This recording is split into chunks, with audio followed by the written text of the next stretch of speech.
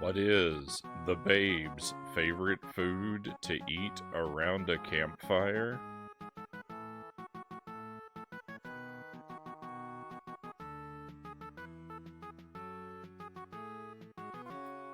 A smoking hot dog.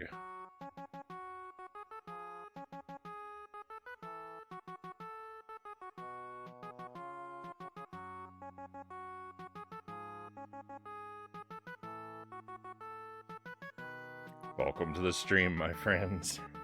Happy Friday.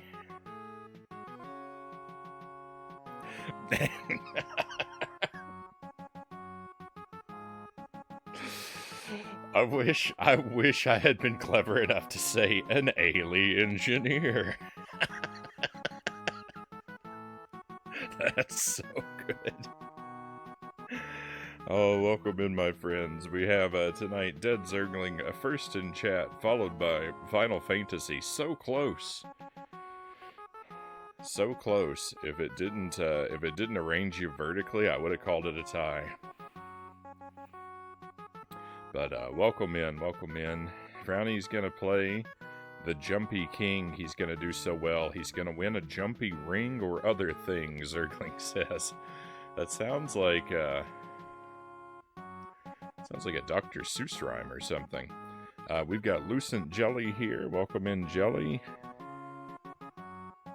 And we've got Conga Line Monkey. Welcome in, Conga. Thank you for the hydrate.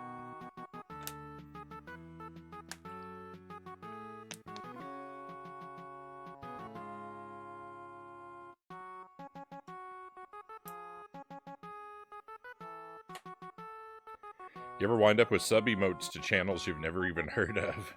Final asks. Yeah, frequently. Frequently. Usually at the end of the stream, as we're getting ready to raid another channel, part of why I'm so slow with raids is that I switch to Twitch on my mobile app, on my tablet, and I'm usually sitting through ads and kind of stalling while they play. But if I don't do that, the channel we raid I'll put up on my laptop, and then I just leave it up all night, and it'll go on a chain of raids to places on Twitch I've never even dreamed of, and I'll wind up with gift subs just for lurking in chats to streams I've never watched. Bringing the Contra guy along, This is serious business. Contra art is because hopefully we're going to play some Contra tonight as well. If Jump King doesn't destroy me, well, the plan is to also play through several Contra games. I used to get that, then I turned off gift subs to channels I'm not following. You can do that. I should do that, because I would much rather the random gift subs go to members of the community than to me.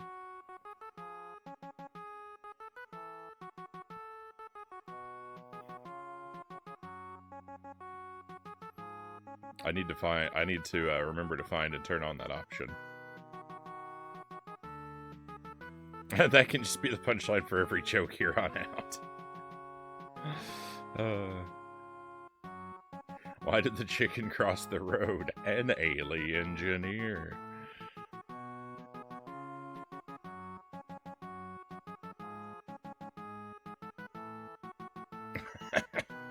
Anyone want to do the honors for the Wheel of Scorching tonight? Zergling says, I'm running my points a little ragged lately. And Final says, no, I'm saving up for the face reveal. Even the title. So that's the thing. I don't know, or it says there's a smoking hot babe at the top. I don't know if that's a subtitle or I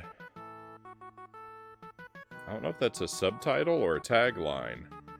I could never decide. I love it. It's the perfect video game story.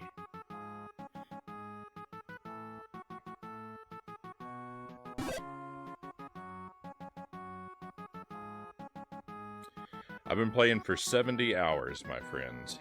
Thank you for the wheel, Conga. We can give that a spin before we before we jump in, if Alien Engineer becomes the punchline every night, I might just have to mess up my streak.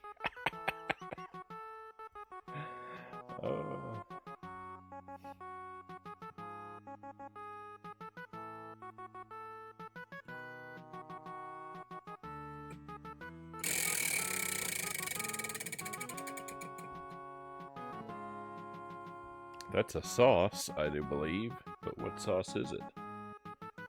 Kickin' garlic. What a treat. Let's go.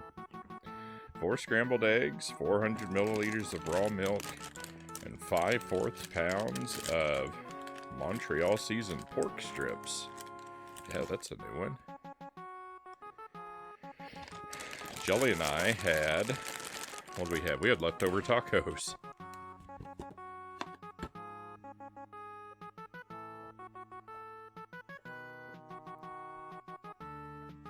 Somewhere, Louis Pasteur is crying.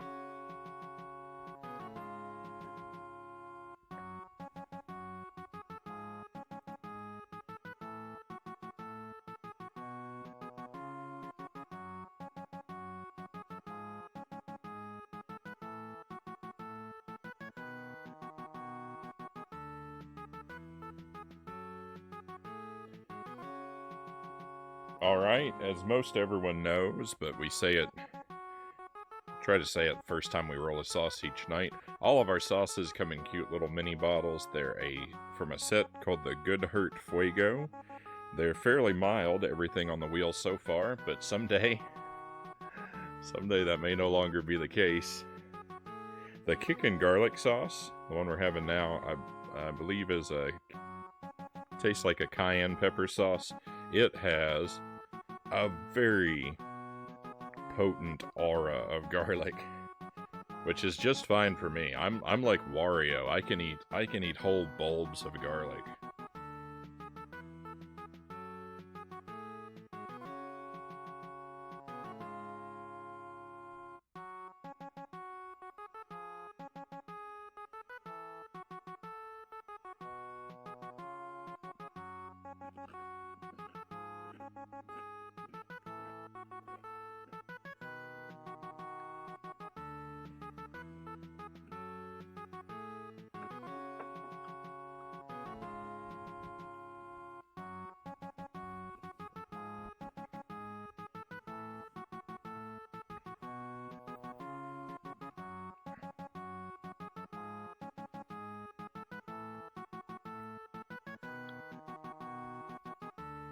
That was a little underwhelming, I must say. I got a lot more of a garlicky kick out of it last time. It was there, but it wasn't as potent as I remember.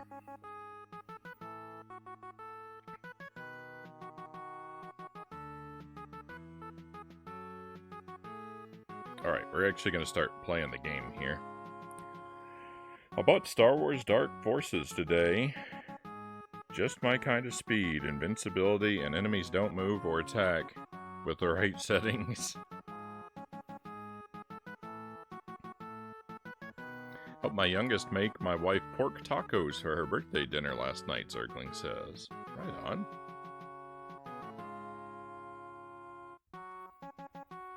Original Dark Forces, one of my favorite first-person shooters, Conga says. Was considering some hot spices, but I had just a bit of crushed red pepper on pizza the other night, Conga says. I saw you post about that in the Discord. I was tempted to ask you about it. And the following 48 hours were a disaster. I'm sorry to hear that. I was curious about how you found that out and what the effects were, but I didn't want to pry / bring up bad memories.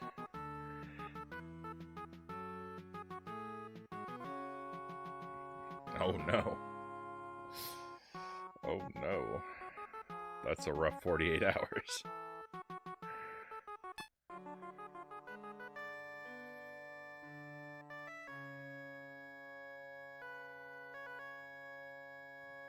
careful with that garlic stuff. If a nurse tries to give you a shot, the whole room will smell like garlic and probably look like a scene from a horror movie.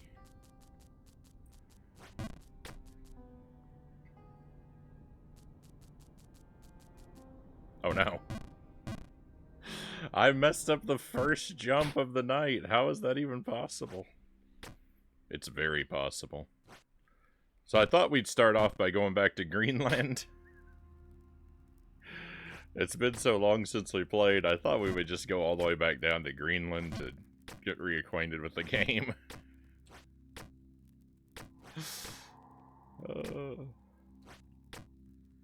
That's a lie, by the way. None of that was intentional.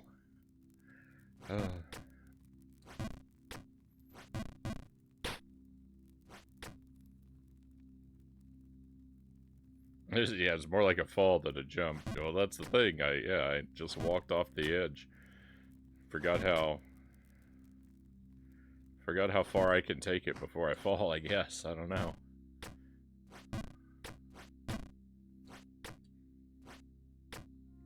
So I've been playing this game for most of my life, and it's all been spent here on the same few screens.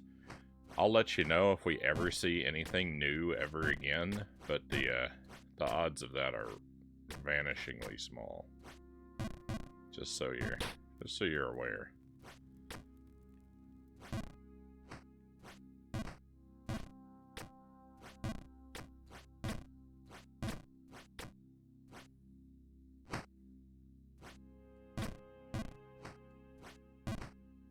I'll let you know if we even get close, but the odds of even getting close are vanishingly small.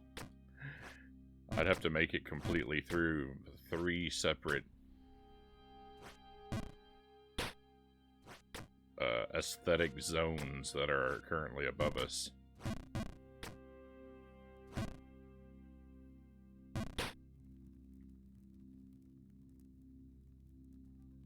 This music reminds me of Greenland. The Jump King theme. I love the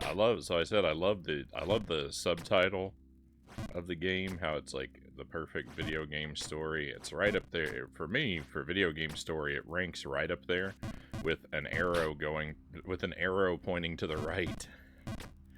I think that's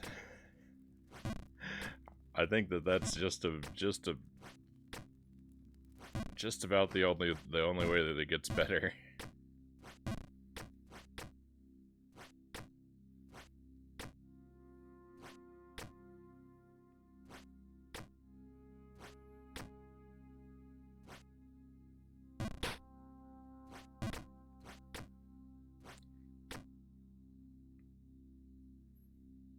I won't go into details, but Johnny Cash wrote a song about my ordeal.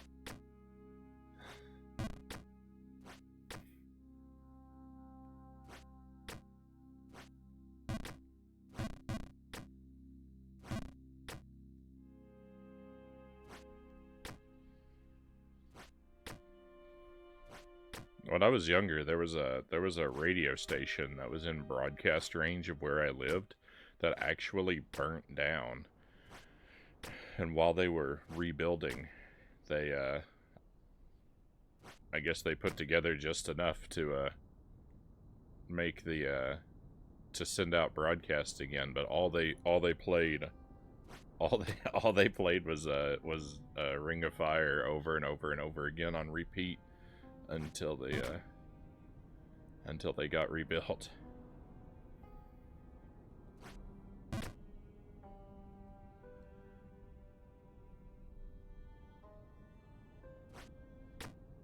Or relocated, or whatever they did. I imagine rebuilt. They probably wouldn't want to move a radio antenna, right?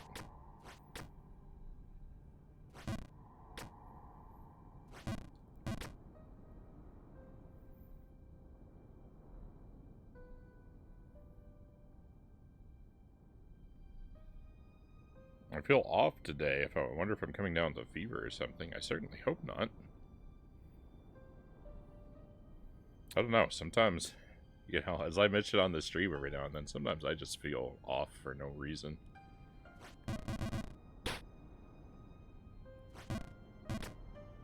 some like weirdly interrupted sleep, or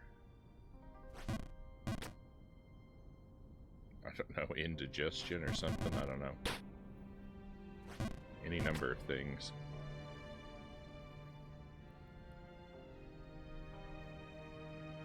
+20 years. Impressive considering Jump King came out in 2019.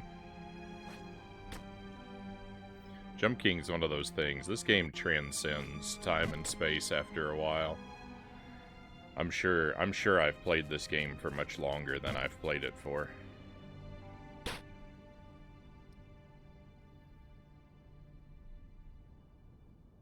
Yeah, 70 hours feels like 20 years when you're not having fun.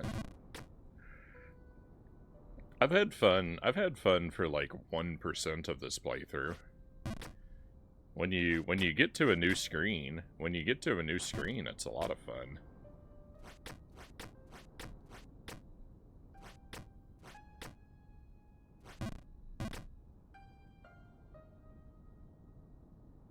Yep, yeah, I've had about 7 minutes of fun of this 70-hour playthrough. This game was programmed in a black hole.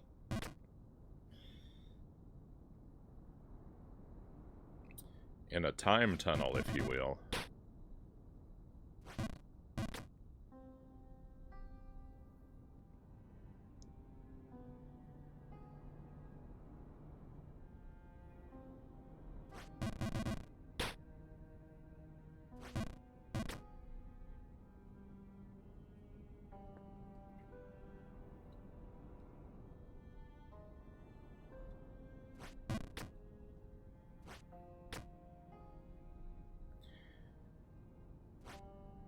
I need to find more.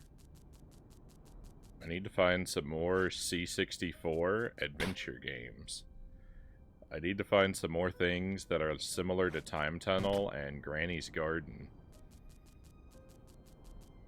I'm sure you've probably given me recommendations along those lines, Conga, and I've just been terrible and forgotten them before I found copies.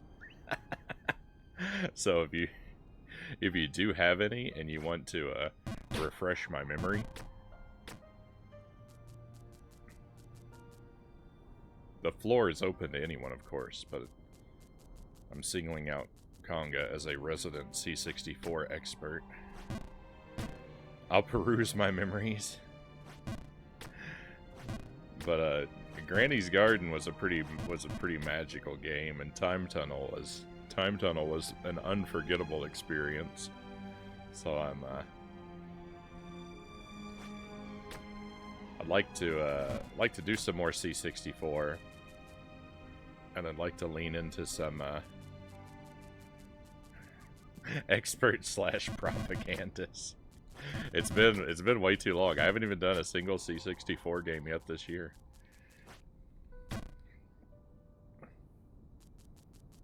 So we'll do probably not next week, but maybe week after next.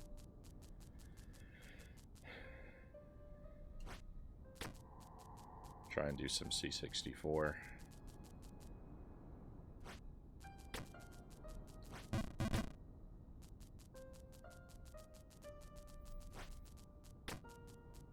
I wish the Atari 2600 wasn't so annoying to use on the stream, because I have a game or two that I'd like to play on the stream that connect well thematically with a particular Atari game or two.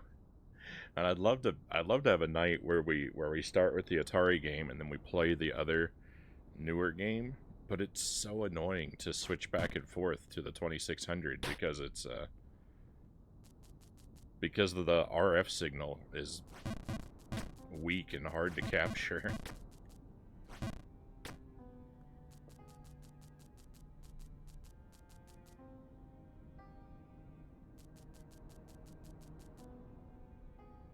Wasn't Time Tunnel the world's first collectathon game? Time Tunnel was that game where I played as a gnome, walking around picking up objects and not knowing what anything was.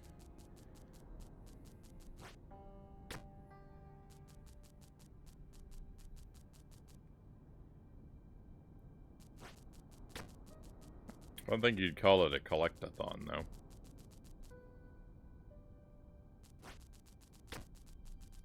That's the one. Yeah, I really liked that game. The playthrough of it was probably agony to like watch because there were so many hours of downtime. And I failed miserably during the playthrough. I had to read the instruction manual. I even had to ask for help.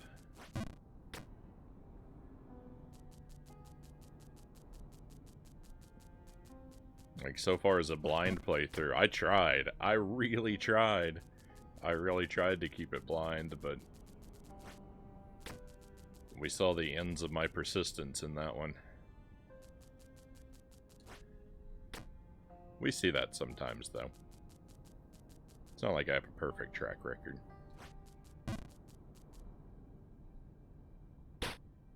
But it's a pretty good one, I'll say. With Frownie at the helm, nothing is boring. Thank you, Final.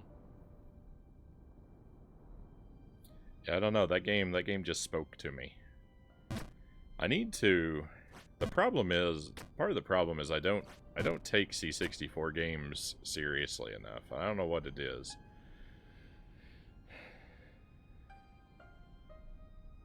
But, the C64... The C64, you know what it is? I know what it is. It's its similarity to the Atari 2600 and the heavy wealth of games that are like point chasing games that they're just meant to be played indefinitely with no real ending. It's because so many of the games are like that I can't help but play everything in sampler mode, and those are the only Atari 2600 and C64 are the only things that I play where my brain switches into sample mode rather than completion mode.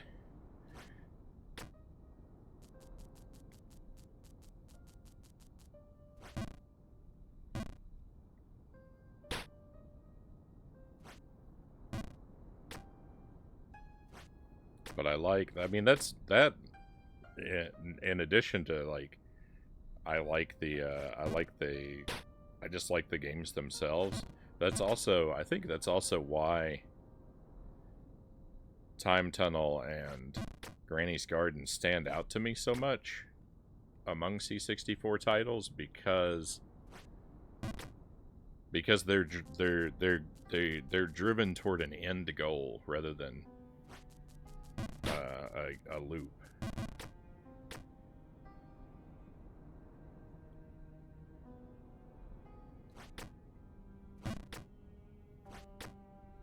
I also really loved it's a modern C64 game, but I also loved Lester on the C64.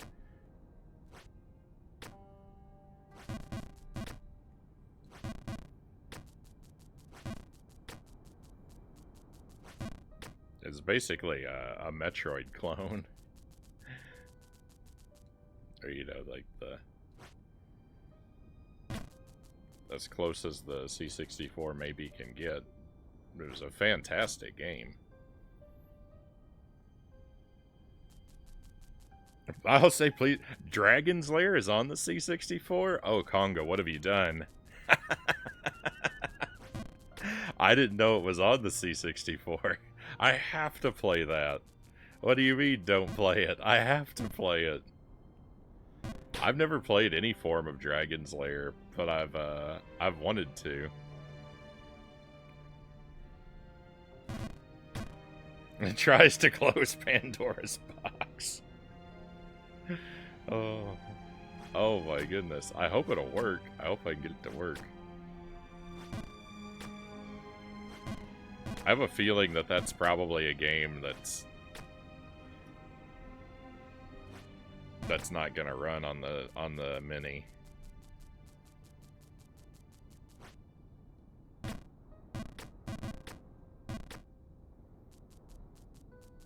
I have a lot of trouble. I have a lot of trouble with like the more, I don't know, the bigger games. They just like the Short Circuit. I really wanted to play Short Circuit on the C64. I have wanted to play that game ever since I learned about it a couple years ago, and it won't work on the Mini. The game melts down. It's the weirdest thing. Like, it'll run for a few minutes, but then the graphics melt. I've never seen anything like it. Everything in the game just smears. And it's done that with every copy. I've tried a couple different copies in a couple different formats, and it just won't work. The arcade game is one of those. Yeah, the arcade game is like one of the. It's basically just all QuickTime events, right? And I think not even, because I think you have to respond. I think, if I understand it right, you have to respond like with a speed that's only possible through memorization. Like, I don't think you can actually react to the game, right? I don't know. I've never played it. That's just my impression of it. Was that it's not actually winnable on a first play. It has to be memorized. You have to pay to memorize it to beat it. I want to see Frownie play Dragon's Lair on the NES. Yeah, I know that is I know that's brutally terrible. It's infinitely superior to the C64 game.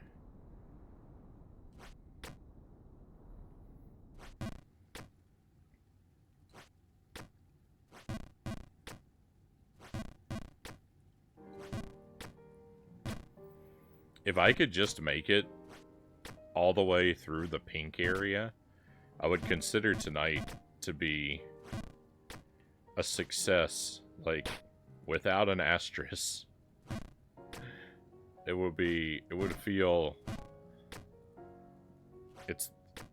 basically as good as beating the game, I think.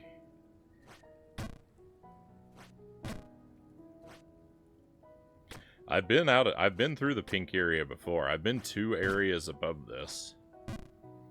Above the pink area, there's a system of caves. And above the caves, there's like a crystalline area. I don't know what's above that, because that's the highest I've ever been. But that was ages ago. That was a lifetime ago that I made it that high.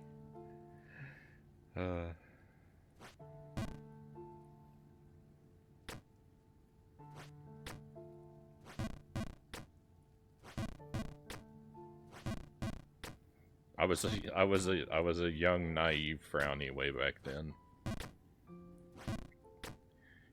who thought there was still chances for goodness in this world. Before Jump King ruined me forever.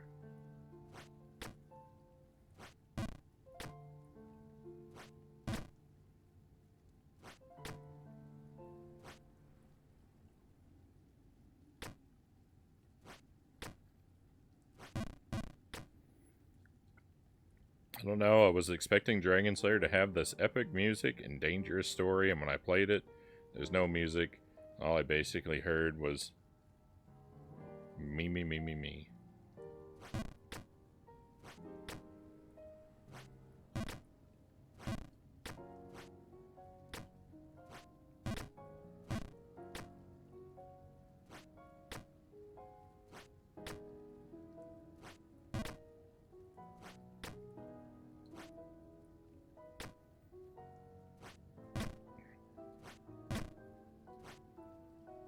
Dragon's Lair, there's a Dragon's Lair game on a lot of stuff, because I believe you can get it on NES, Super NES, Game Boy, and Game Boy Color. I don't know if there's a Sega Genesis version or not. But we could just do Oops All Dragon's Lair. I could try and make it through all of them. If I start with the C64 game, it sounds like I won't have to do that because I'll never be able to make it through the first one. Yeah, there's a 3D dragon. You know what? I remember seeing an advertisement for that way back when, and yeah, that's a game.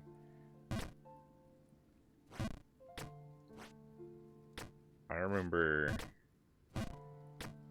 seeing that advertised and thinking that I would like to get it someday, and I never followed through on that.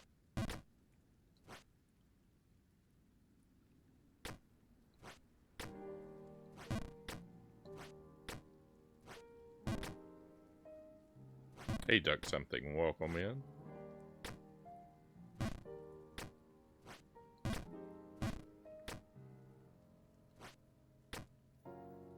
I'm so ashamed I didn't have the presence of mind to play Jump King on Leap Day.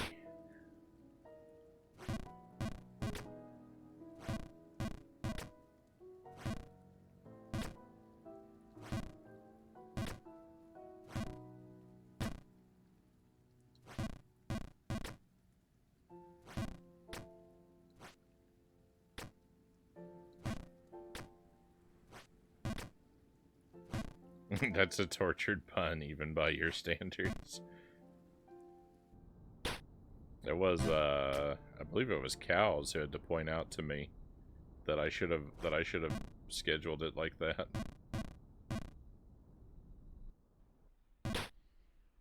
Oh boy.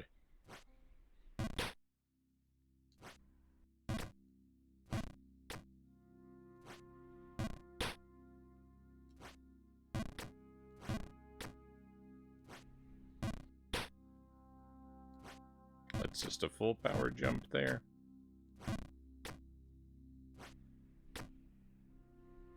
I've forgotten all the easy jumps. So, yep, we're going down. Way down. Welcome to Greenland, everybody. Hope you brought your passports. Do I bounce to get up there? I don't remember. I think so. Oh, cool. Well, why don't we just go all the way down? Why not? We're so close anyway. Let's just start fresh. If you missed any of the Jump King playthrough, don't worry. This is Bedrock, so you get to see everything now. Hey, Sweet Potato Sophie, welcome in. I hope you're having an excellent start to your weekend.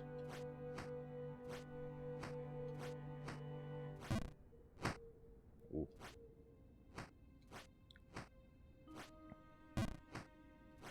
Could say the joke went over your head. It did, it soared right over.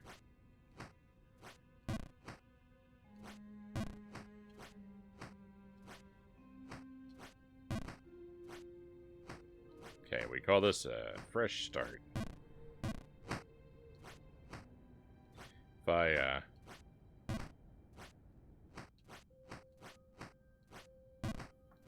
the game can't take all my progress away from me if I throw it all away myself, you see.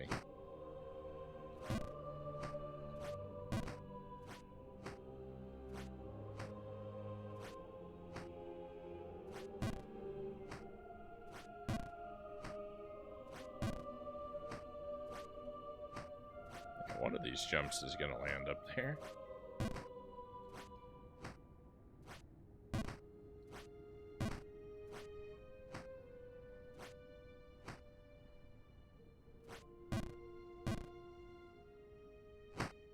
Awesome.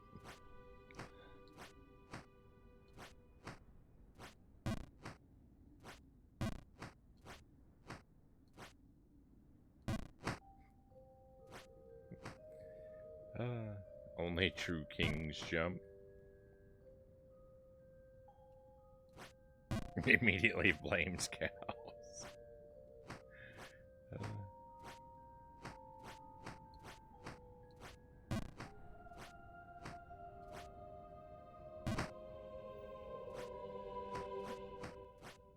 Let that be a lesson. if you're not in attendance for a stream, you don't know which of my terrible puns I'll lay at your feet.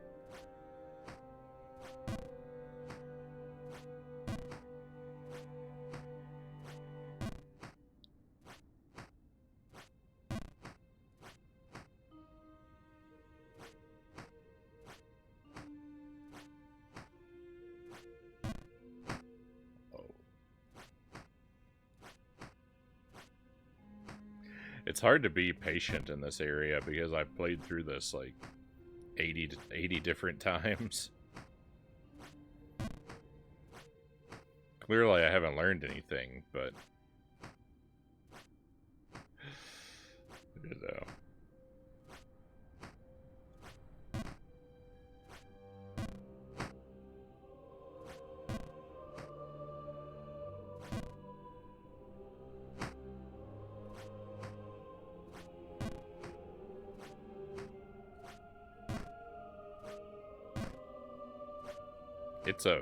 It's a beautiful part of the game. I love the aesthetic, right? The snowy environment, the stars, the tree, it's all beautiful.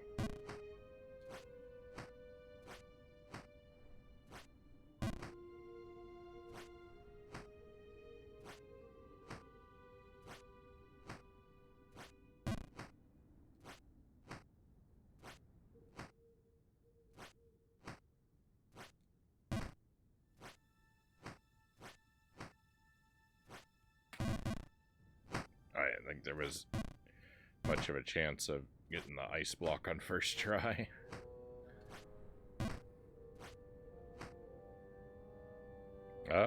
I probably did final. Let me see.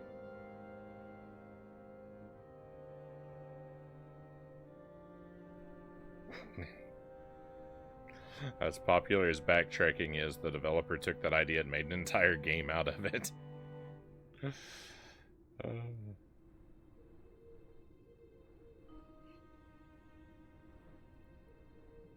You're not wrong.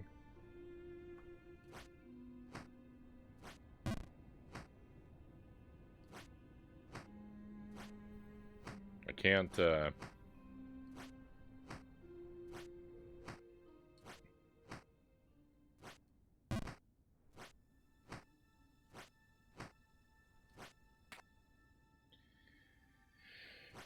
it's hard to think of a rival for this game in regards to like how much progress it erases. I mean, what is up there with it? I don't even know. Probably the next closest thing is what, Hades? I mean, you know, a lot of games that have limited continues erase a lot of progress, but most of those are pretty short games, so it's like, how much was really erased? I guess Hades is a pretty short game too, right? A run in Hades, like just like one escape, not the whole game, but like a run in Hades is about an hour long. It feels so much longer though. It feels so much longer.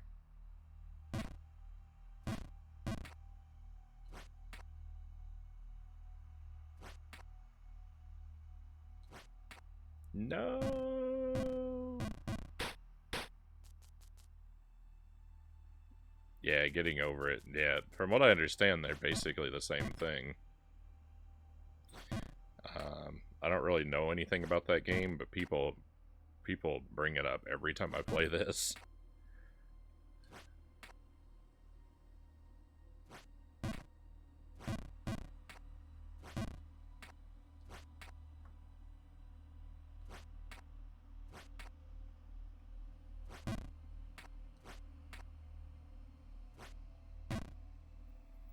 Sonic 06 or Bethesda games sometimes delete your entire save data. You know what?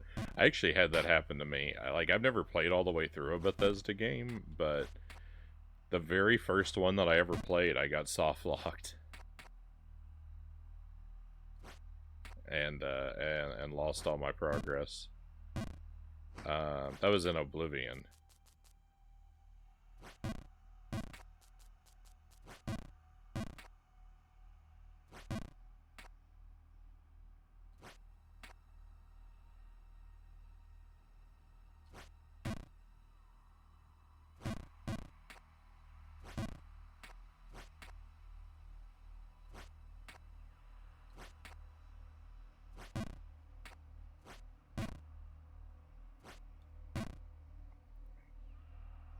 Basically identical with different graphics levels and mechanics. Well, you know, the same premise. The gravity is the ultimate enemy, and there's no such thing as permanent progress.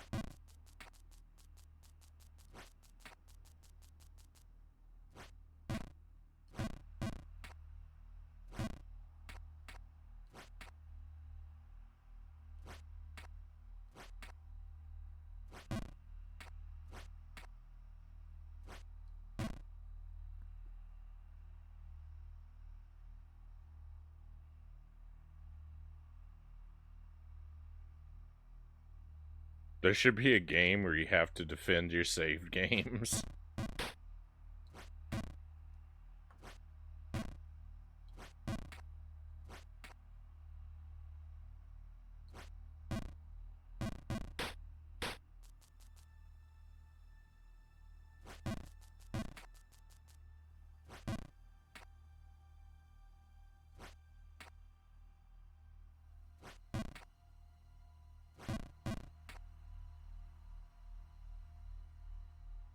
I have a shameful amount of hours clocked into Oblivion, Final says. Yeah, I don't remember how long I played it for. It was probably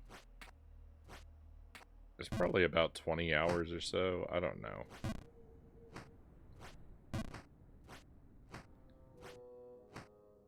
I feel like I played it for a good while, but on the one hand, but I also know that I didn't progress any of the story on the other hand before I got stuck. I got stuck in one of the Oblivion gates is where I got soft locked. It was like the first or second one I went through.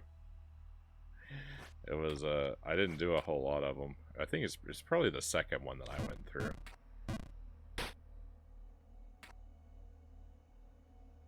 I don't remember how the game plays out. But I got stuck. I got trapped next to a wall and just couldn't get out. I was stuck between like a wall and a rock. And nothing I would do could get my character out of it. And I didn't have I didn't have any backup saves to go back to. Oh, it was horrible.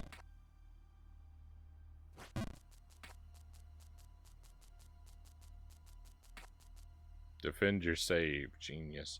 This was so long ago. Like, this was back in, oh my goodness, 2011, something like that. A very long time ago.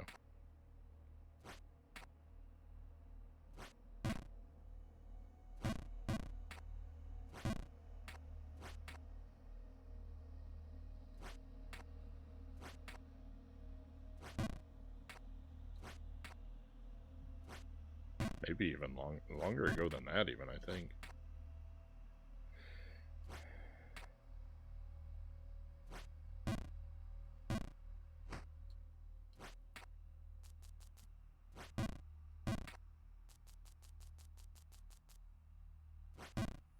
$3,000 hours on my first character, 800 on a second. I played that disc to death, and PC's faces were starting to turn hot pink. And don't worry, I get soft locked in real life constantly, Sophie says. Oh, now that I can relate to.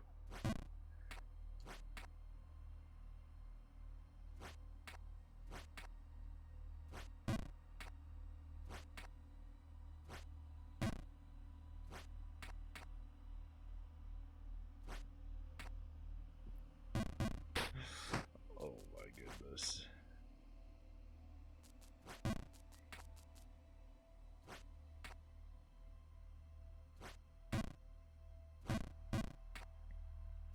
$70 hours. I've done this for 70 hours.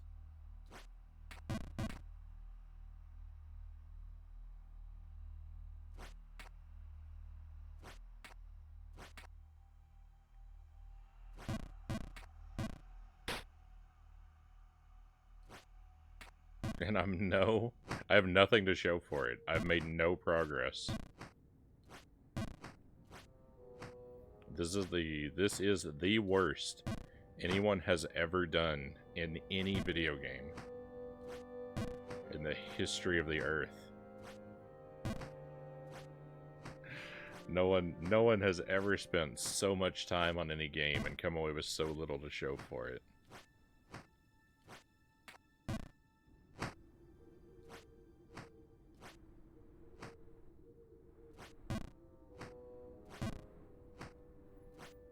I've made anti-progress. The time I've spent playing this has actively made me worse at every other video game.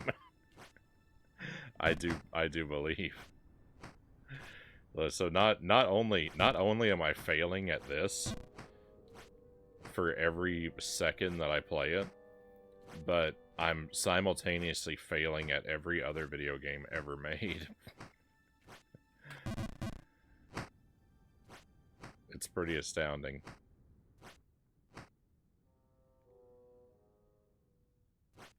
The princess has probably learned to sympathize with her captors by now. If it were a Mario game, definitely, right? There's no indication. You know, if you... Everyone has assumed that this is a rescue mission, but there's nothing in the story that hints that the babe is in any kind of distress. It just says that she's at the top. Like...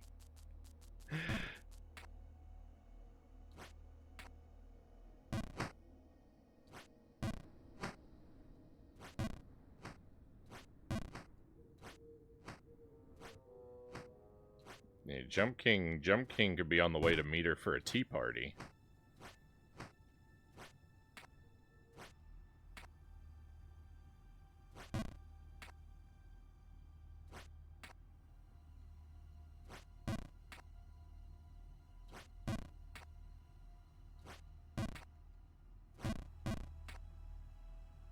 Nobody tell him about the elevator.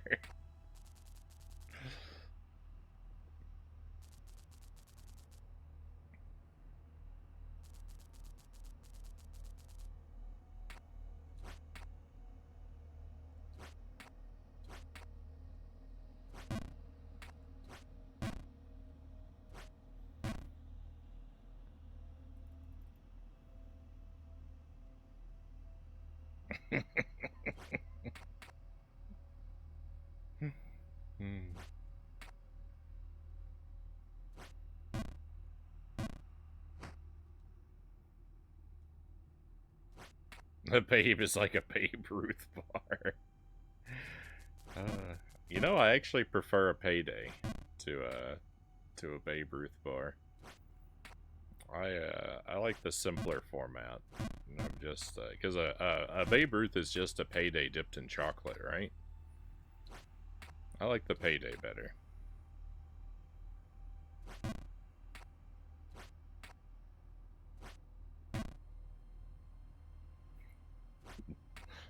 Money is greater than babes. Yes, Sophie says.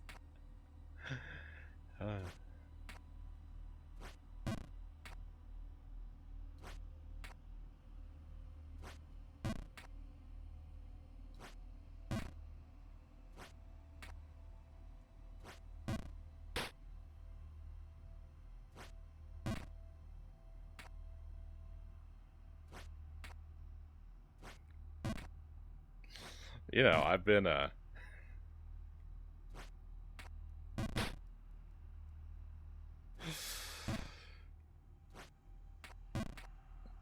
I've been married for 14 years. My babe quota is perfectly satisfied. I have, however, been poor my entire life. So, you know.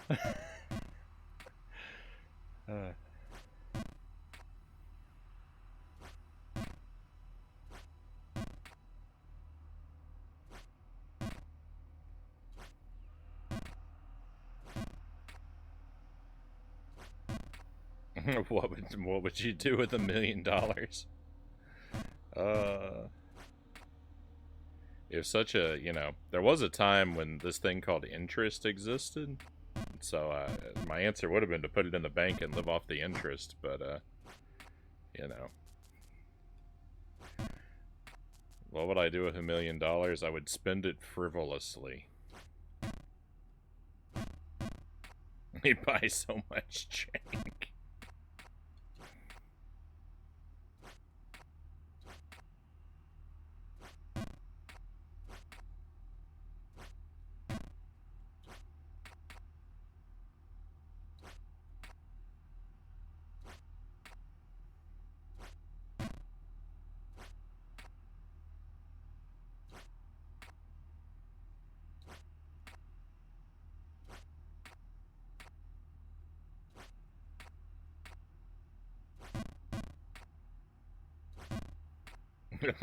Money could buy more babes.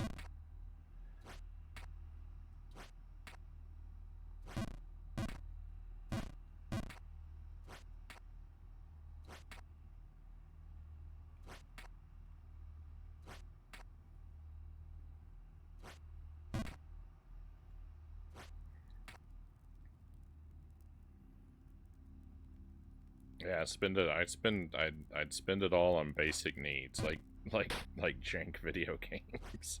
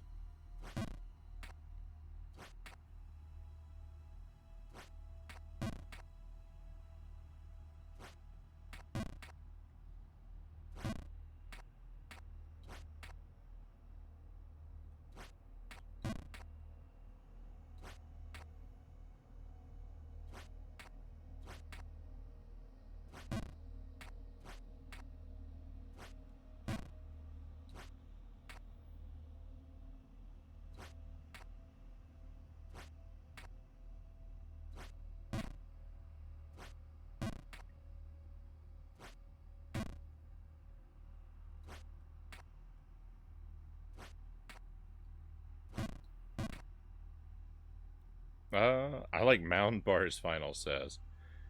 I was just talking about almond joys and mounds like 2 nights ago because I was talking about how one time they came out with a special edition of each where they had a mounds with an almond and an almond joy without the almond. And that was the best of times because I like almonds and I like dark chocolate. So the mounds with the almond is my dream come true. There was a glorious window where that was actually produced, but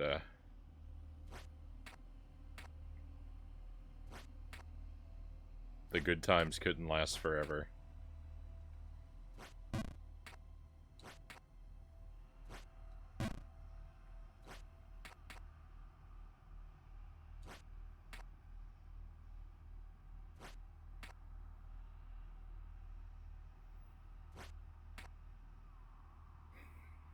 There's a smoking hot pile of cash at the top.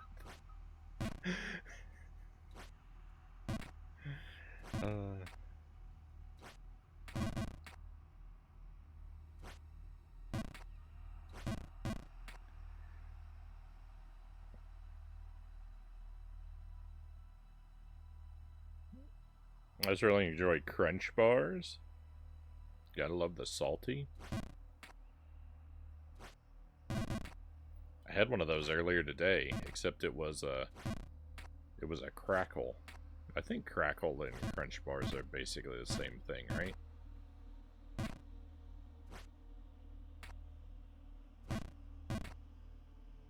They should just make joy bars.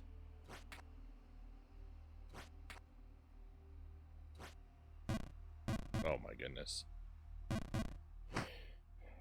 There's a video service called Cameo where you can pay celebrities to make a personalized message for you, Konga says. I've heard of this.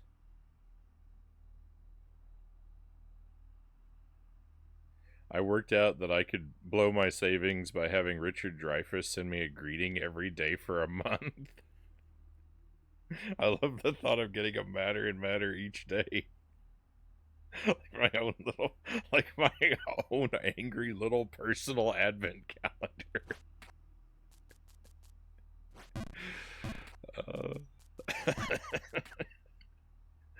What a surreal concept.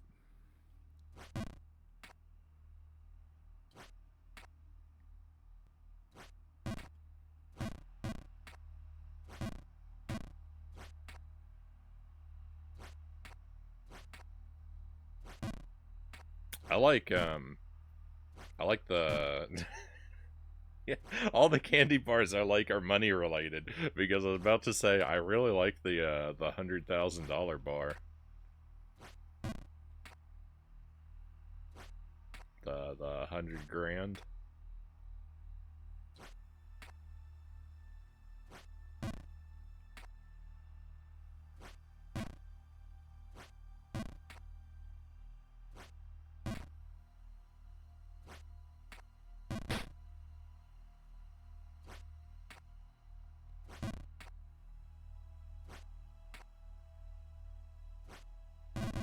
That's kind of like a crunch bar too. The 100 grand is kind of like a crunch bar with caramel in it, but it's got the like puffed rice kind of thing going on.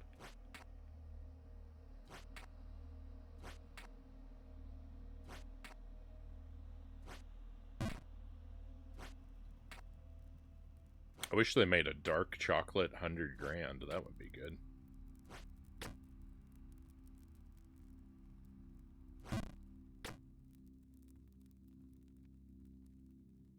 Well, here I am. Is this what you wanted?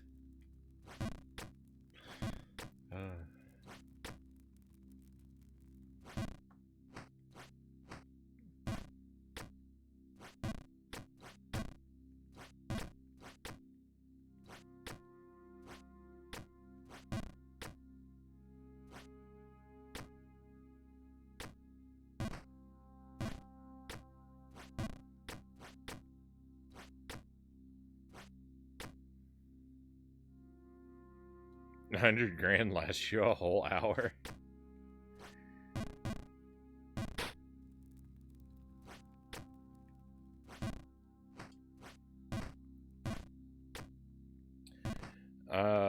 I remember someone wrote a letter using different candy bar names. I'll see if I can find it and post it in the Discord.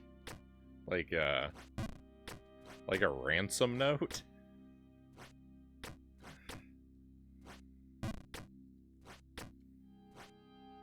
With a bunch of candy bars attached to a like glued to a piece of paper.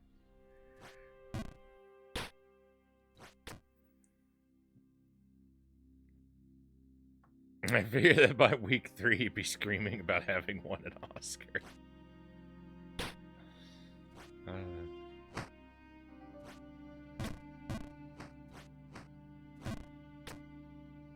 Stitch all the cameos together and have him play for a limited run in a theater, and maybe he can, maybe you'll get him another one, Conga.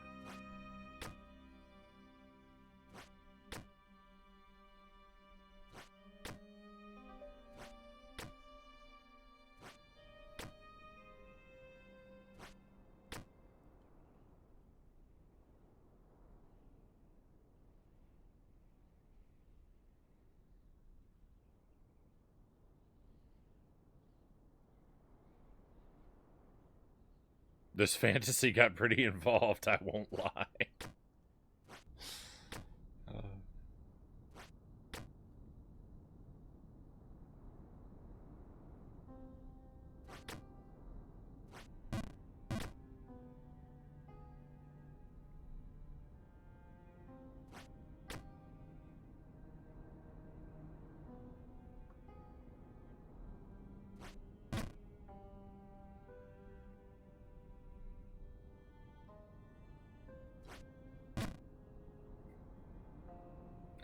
I might have to steal your idea, Conga. I might have to steal your idea.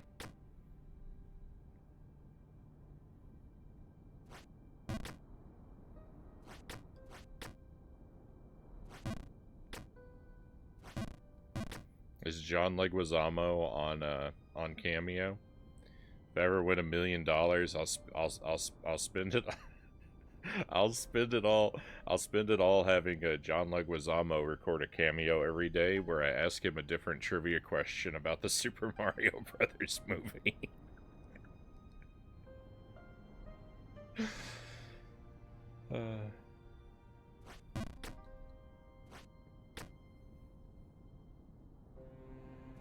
Just until the account runs empty.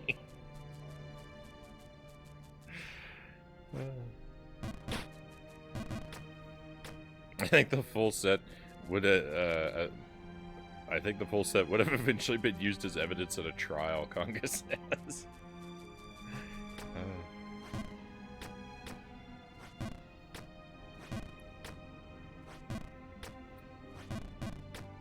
People like true crime documentaries.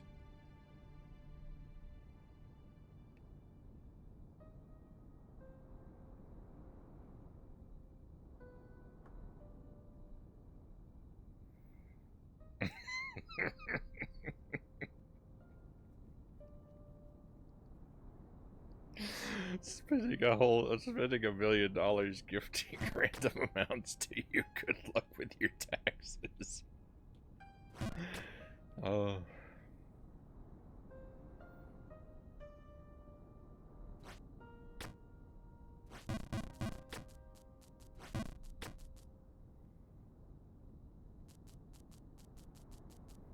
Where's the note? I don't know, officer. I ate half of it.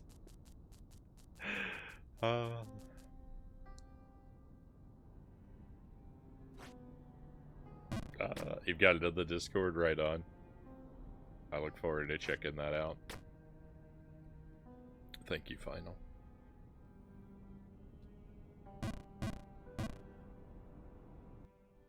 Oh my goodness.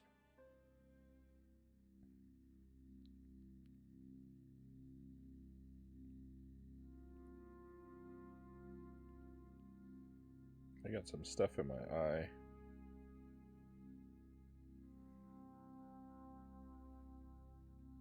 Where's the paper towel?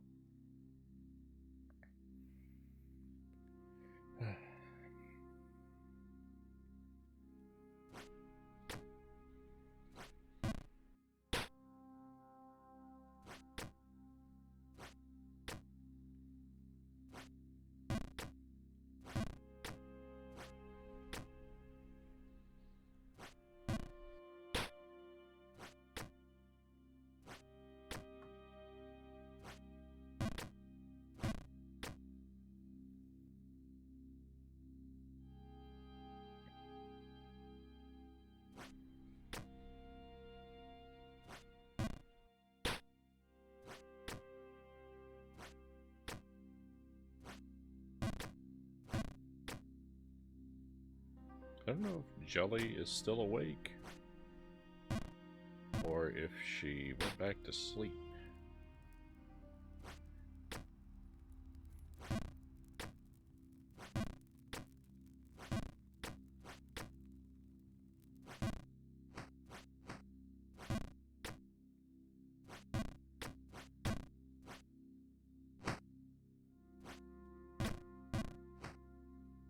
I don't know how well it shows up in the capture, but when you look at this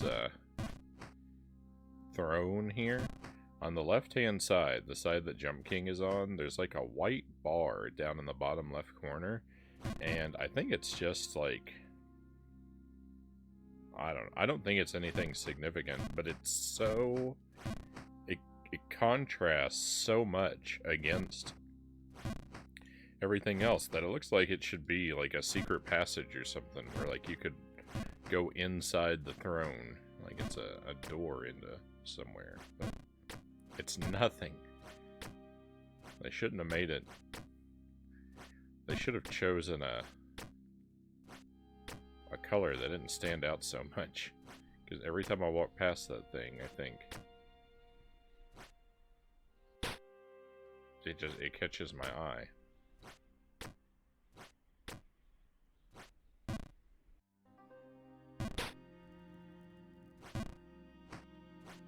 And they do secrets like that. There are places where, like, you'll jump at what appears to be a solid wall, and the wall will disappear, and you'll land inside a little secret room.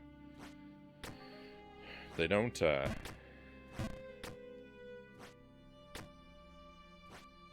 don't often seem to have a purpose other than just offer access to some flavor text. Oh my goodness.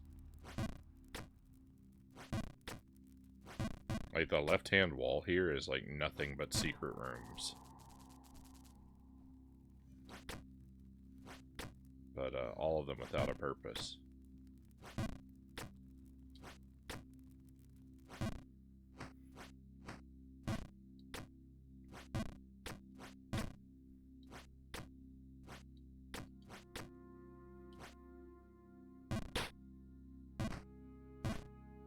I don't have to worry about missing any of the secrets because, like, I spend so much time on every single screen that just inevitably, by accident, there's no way I don't uncover every single secret.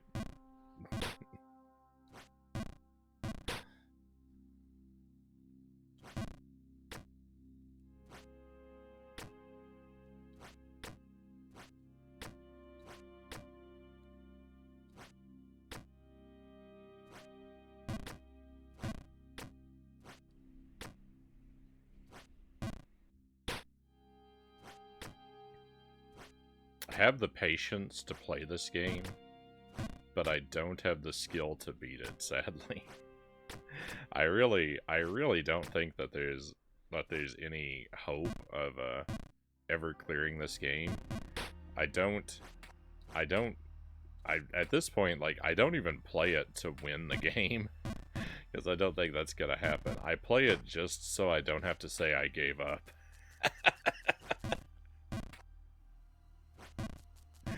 There's no hope of victory in this game. There's just preservation of pride. As long as I play it once every 2 or 3 weeks, I'll never have to say I gave up. Though, in actuality, I did give up a long time ago. There's no way I'm ever gonna clear this.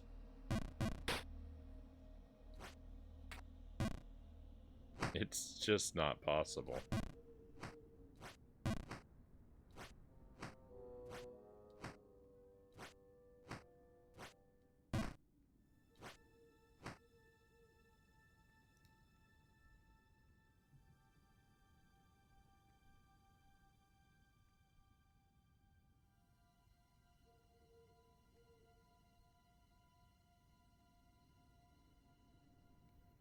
Dear Robinsons, this letter is nothing to snicker about, We have your son. Bring 100 grand to the mounds in Yankee Stadium. Take 5 and leave it in the trash can outside of the park. No cops. If you give us our payday, you won't need any lifesavers.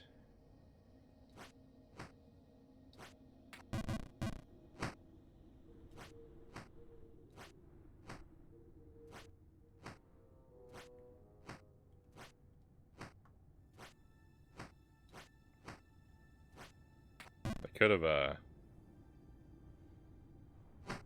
there's your ransom note. They could have specified that it was in New York.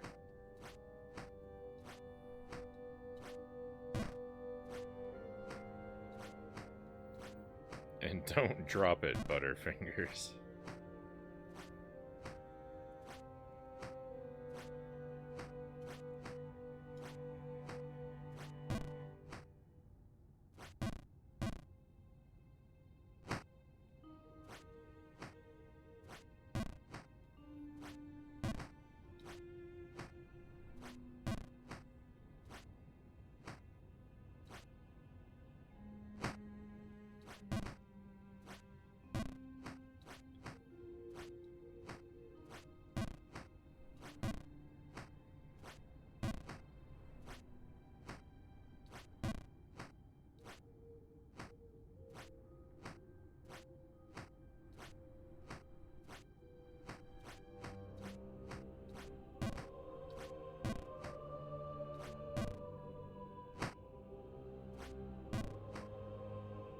I'm getting Ice Climber flashbacks.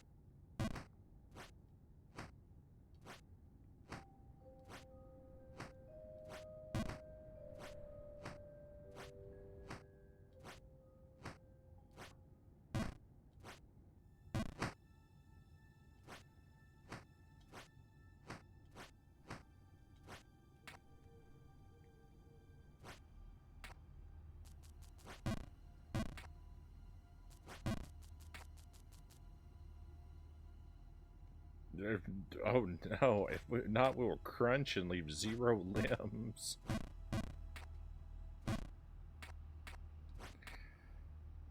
Oh.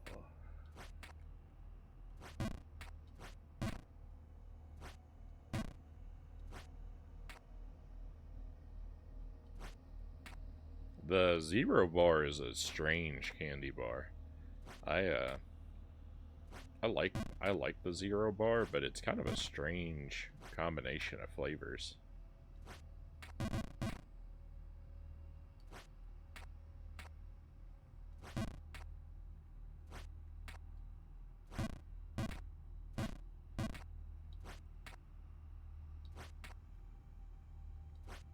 Nothing, like a lot of candy bars kind of taste very similar, but the 0 bar really stands out. I can picture the flavor of a 0 bar very clearly on my mind's tongue.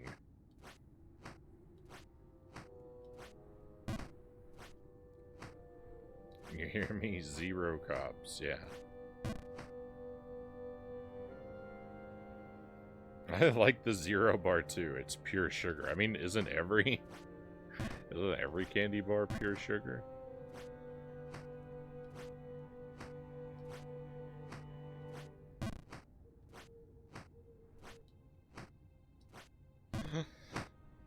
I was about to say, I wonder if anyone's ever invented a savory candy bar.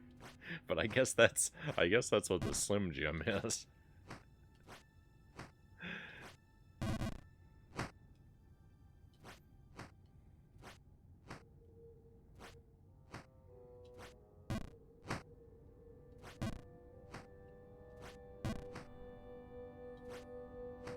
That's true. That's probably why I like the Payday so much, because it's more on the savory side. Yeah. You know, well, it's not. It's definitely like it's salty.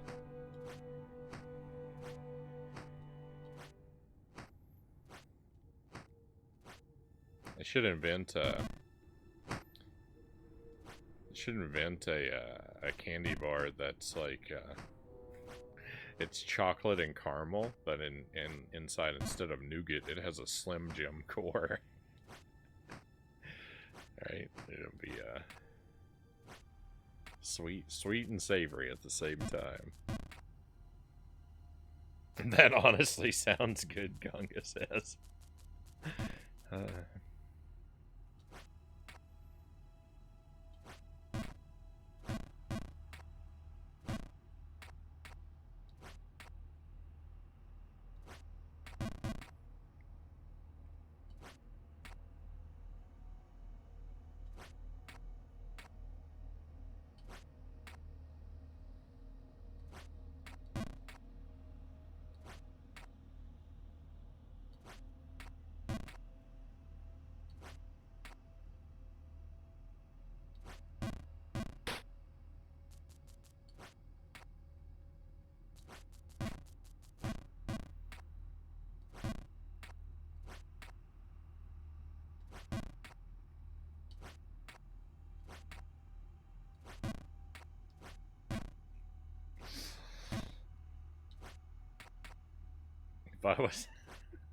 If I was a wizard in Harry Potter, that's what would be inside my wand. My wand would have a Slim Jim core.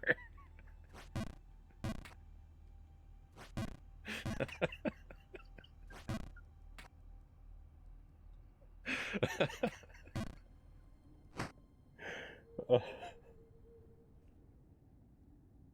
don't know why it's so funny to me. Oh.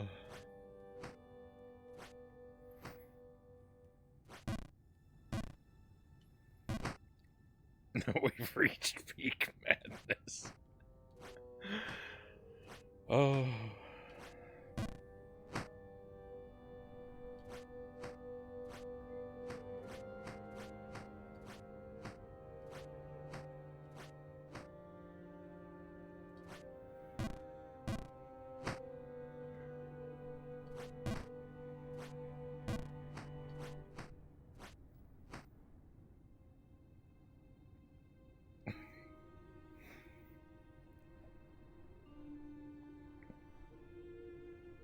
I feel like Hershey's is 98% sugar and 0 is 100, Final says. White chocolate needs more love, Sophie says. Yeah, I like white chocolate.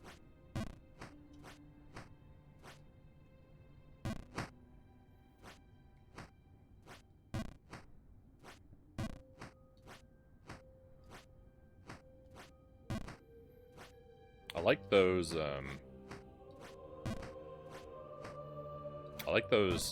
little, like, Tootsie Roll Fruit Chew candies. I really like the vanilla ones. That's like that's like the white chocolate equivalent of a Tootsie Roll, right?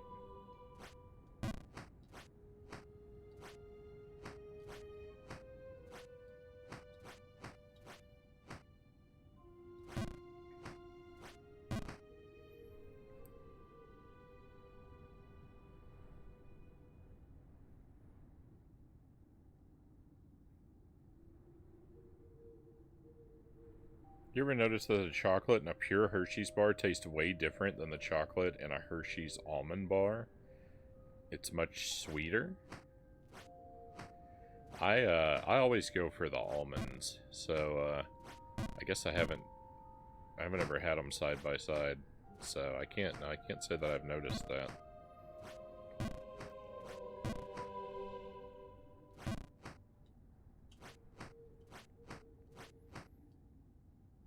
I like almonds. I like almond quite a bit.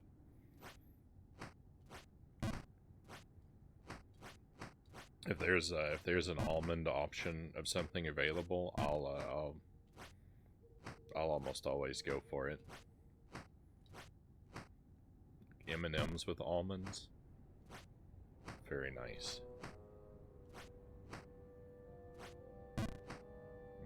Jump King, episode 200, The Candy Conundrum.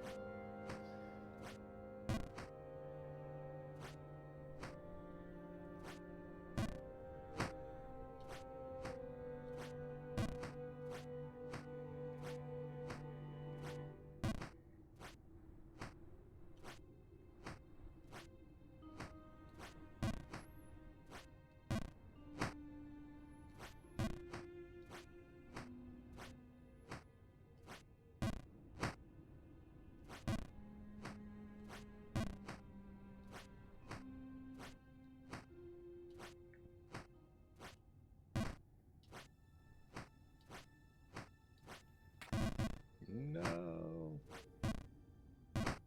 Double no.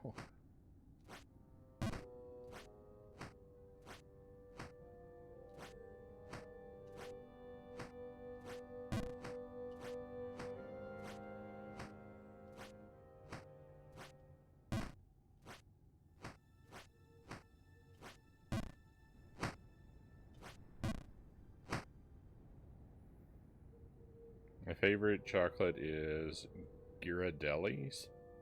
If you've never heard of that brand, then you probably had those chocolate coins, which taste identical. I know the brand. Hey, Tuesday, welcome in. Happy Tuesday. Master Tuesday. Thank you for the hydrate.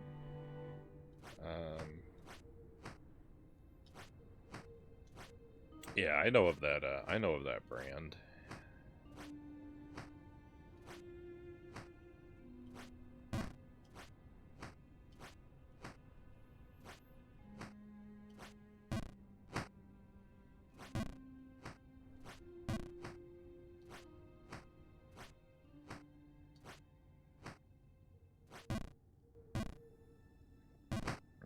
Jelly really likes those Lindor chocolates.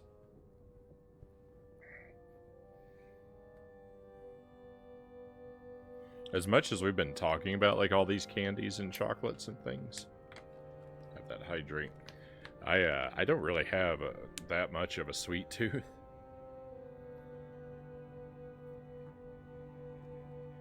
It's pretty rare that I get a craving for anything, like for any kind of chocolate or candy bar or anything like that. I definitely have them from time to time, but my food cravings are almost always lean, salty, and savory.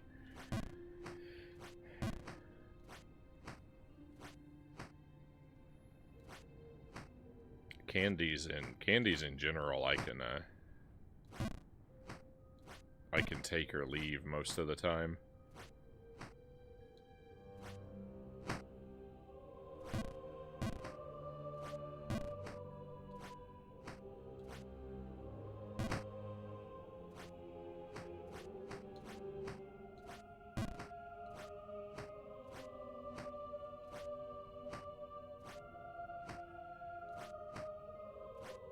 I really do most of my candy eating if I have to take a long drive somewhere. That's about it.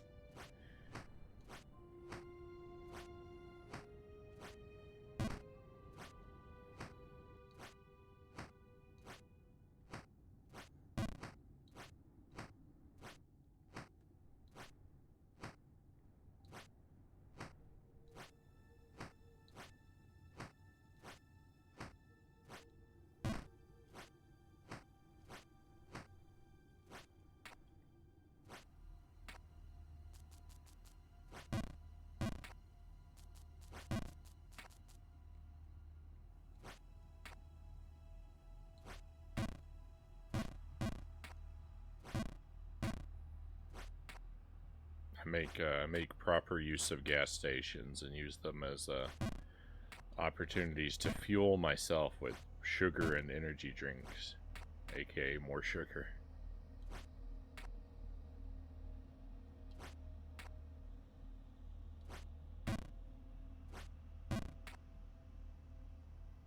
marathon runners will load up on candy bars before a race because as they run, their bodies process the sugar properly and turn it into pure fuel.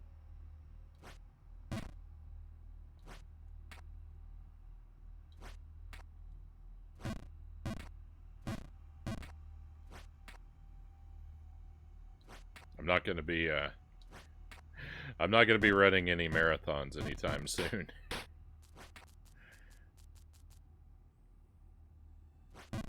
The only marathon running I'll do. Does it count if you use save states? That's how I'll run a marathon.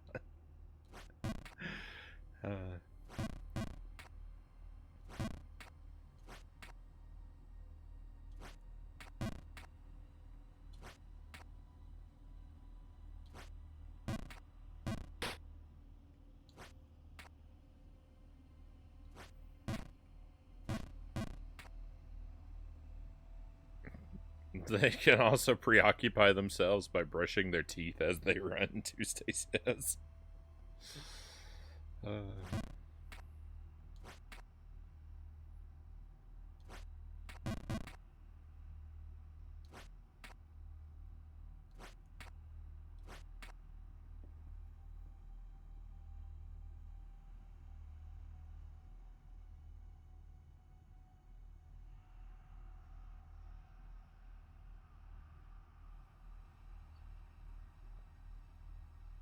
The real runner's high is dental hygiene, Conga says.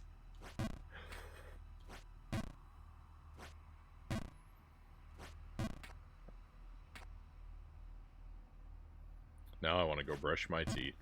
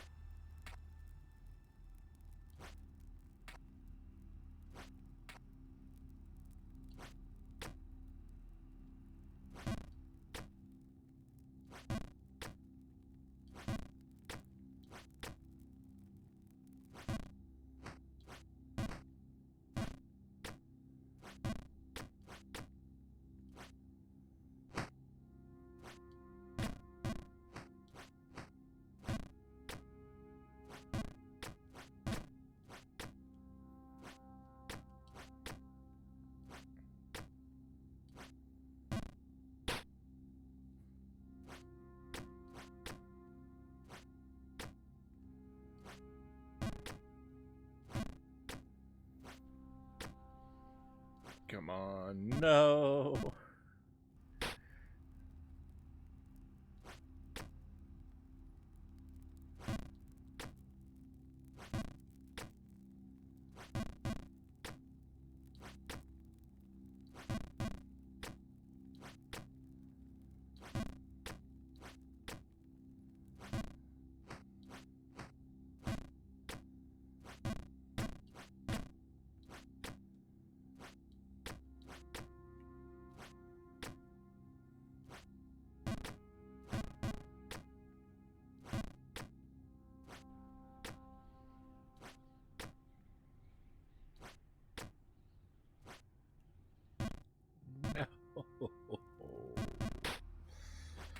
Oh, everything is bad.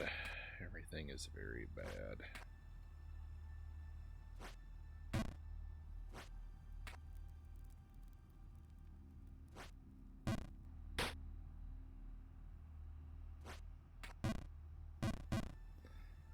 I just cannot do this. It's too much.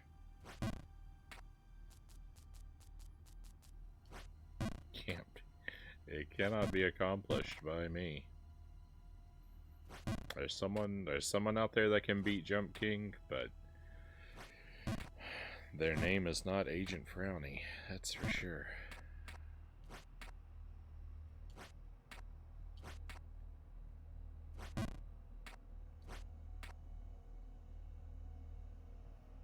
The jumping and bumping sound is quite hypnotic. It sounds like Galaga or something in the background. It's very, you know, it's very Atari. This game, I mean, it's so, you know, visually it's complicated, but conceptually and sound effect wise, could be a 2600 game.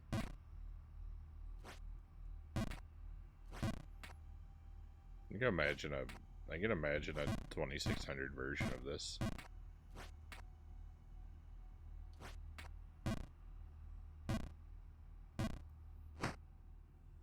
I think after you beat it, you should immediately watch a world record speedrun of this game. It's pretty wild that you still think I'm gonna beat this final.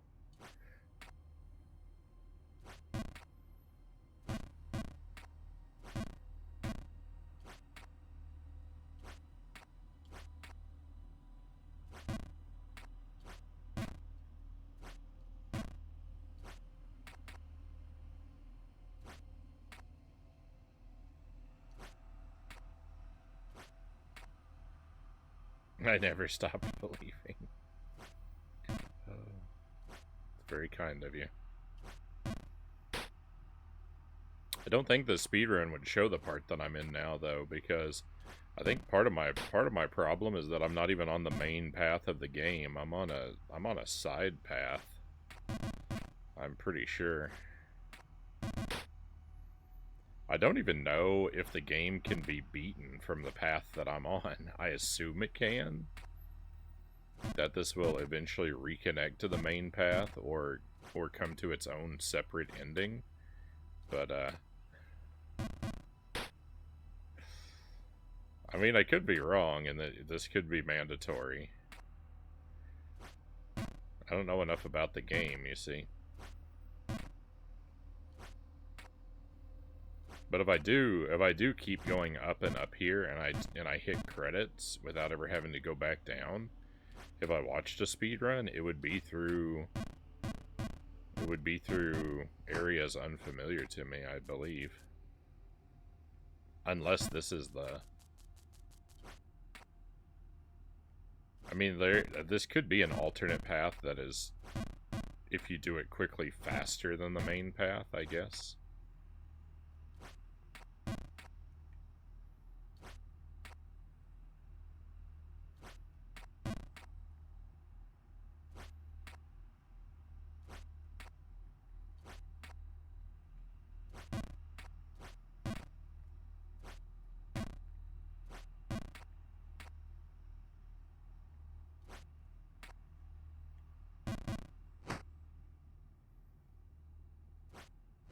Yeah, the question isn't, is it mandatory? The question is, how mandatory are you going to make it? Well, you see, that's the thing, is like, it's always in the back of my mind that I could back out of this area and attempt a different way up.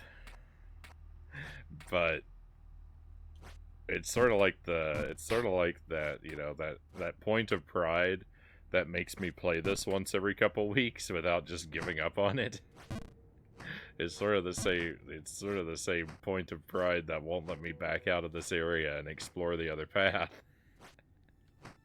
It's like, you know, when I dig my heels in, I really dig them in, right? So it's like I am going up this way or not at all.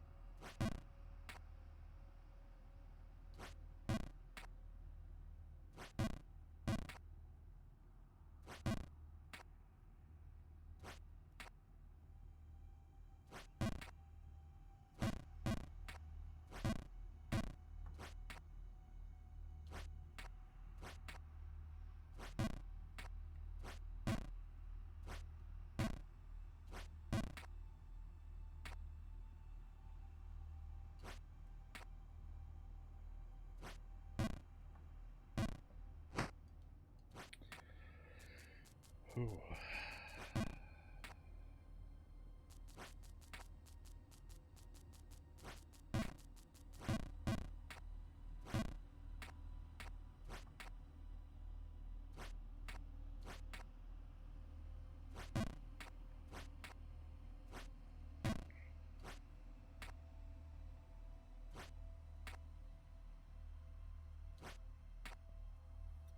I don't know if I play better when I'm attempting to focus or when I'm rambling about nonsense. It seems to all be the same. It seems to all be the same. I don't think anything actually has any effect on me.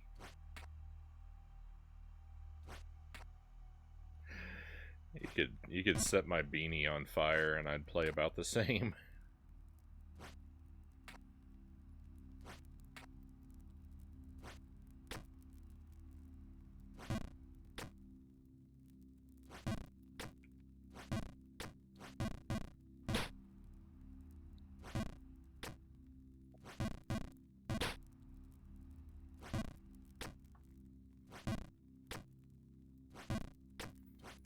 Our PB for highest point reached tonight isn't really all that atypical. It's about, like, the highest point we've been up to is about as high as I ever make it up to anyway. But I do usually make it up there more frequently than I have been doing. I've spent a lot of time in lower parts of the map than I feel like is all that common. Usually I'm trapped up there with the wind for the whole night every time I play this. So, I mean, we usually make a trip to Greenland each night, but there's been a lot of time down there this time.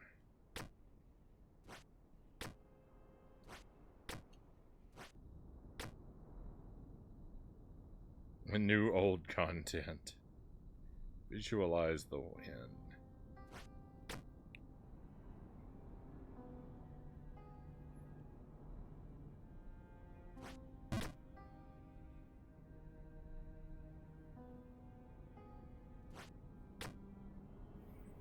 I don't think I've ever lost. I don't think I've ever lost a piece of our Jump King playthrough. I think the Jump King playthrough is complete in the YouTube archive. And I just cannot for the life of me imagine. Like, I cannot for the life of me imagine someone sitting down and watching through the entire Jump King playthrough. What is it archived for? Who is going to subject themselves to this?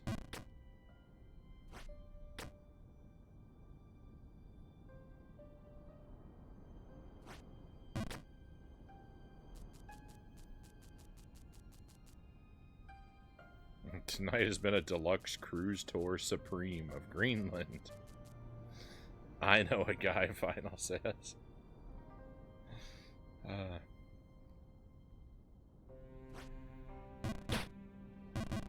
It's one thing, like, to be here for the playthrough live, because it's one of those things where, like, you can interact with it and anything could happen, right? And we don't know the outcome, so as we live through it now, there is always that glimmer of hope and the mystery of will the playthrough succeed. But like when it's in the archive, like you know, ages from now, it's like the outcome has already been determined. Agent Frownie died 20 years ago and never finished Jump King, so why is anyone at this point sitting down to watch it?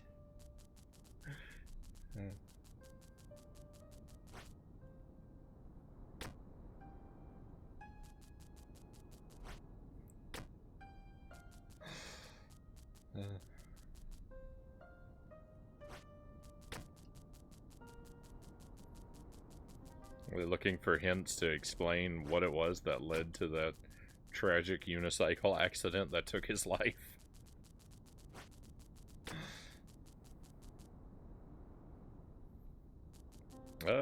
Yeah, It is Jump King is Jump King is a very, that is the one thing about it. It's perfect for chatting and topics. It's a good hangout game.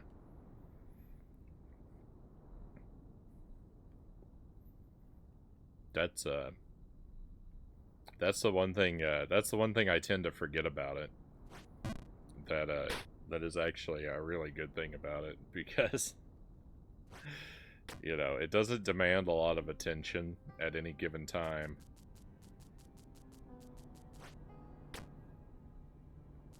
And the outcome of failure is inevitable, so there's not a lot of like stakes to worry about.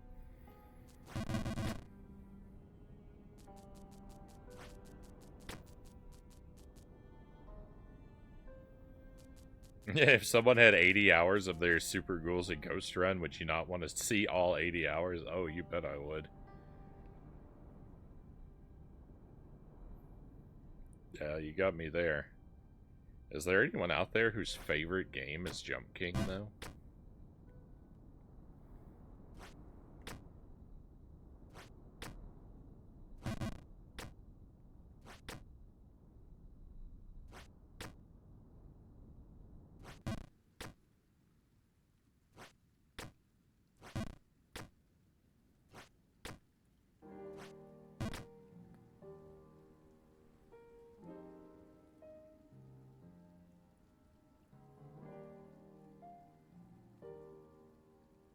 It's, yeah, it's like just chatting, but the streamer is quietly suffering death every now and again.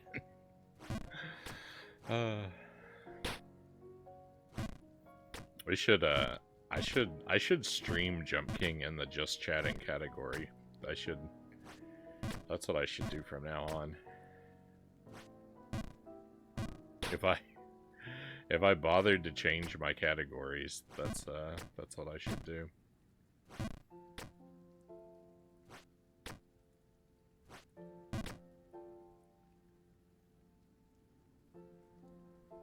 Frownie played Evil Knievel so much that he got on his tricycle and tried to replicate it. Sadly, lost his life.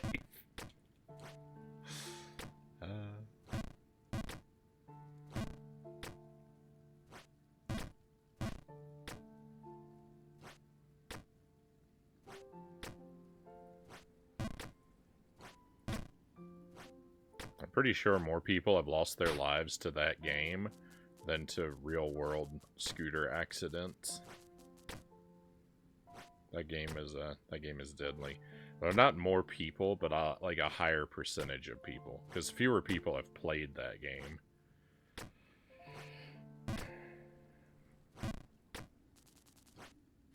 Than have ridden a scooter, so...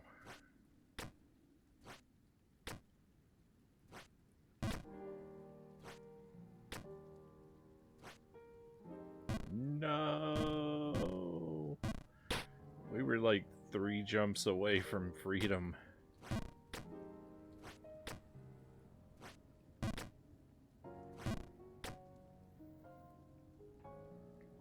I don't see Frownie doing that, honestly. Frownie has a firm grasp on reality.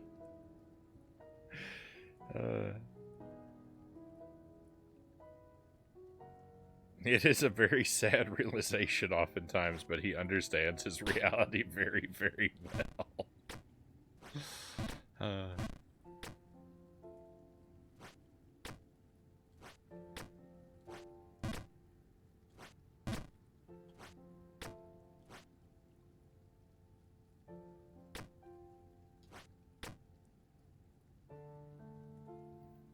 A reminder that the Wheel of Scorchin can be redeemed again, Conga says.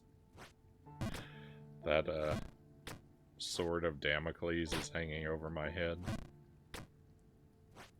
Once more.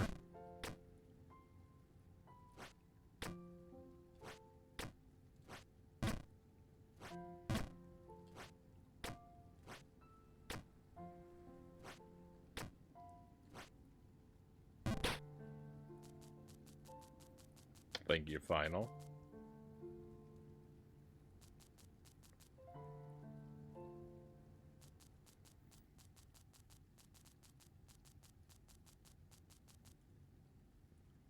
We we spin the wheel here, we get to hear that typing sound effect while we do.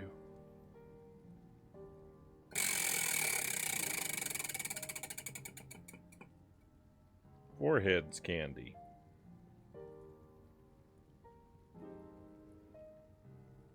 I like that. We got a black cherry.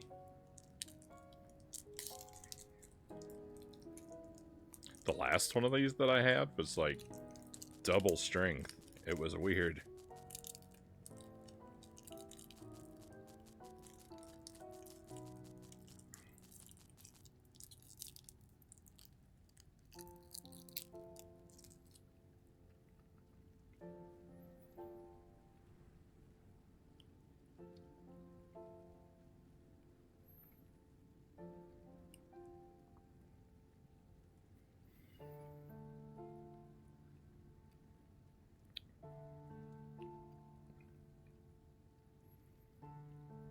Oh, that tastes strange.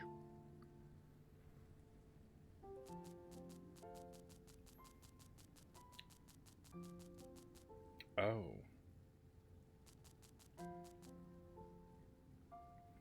It's not as sour as the last one I had.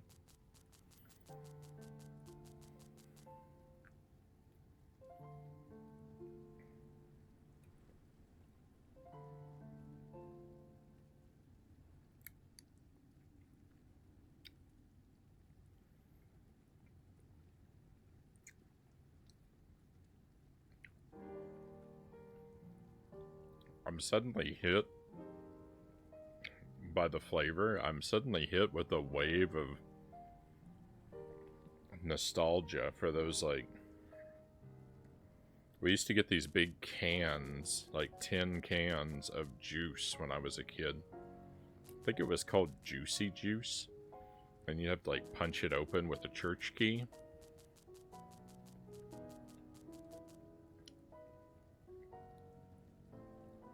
This reminds me of that, of one of the flavors of that juice. I remember that, Conga says.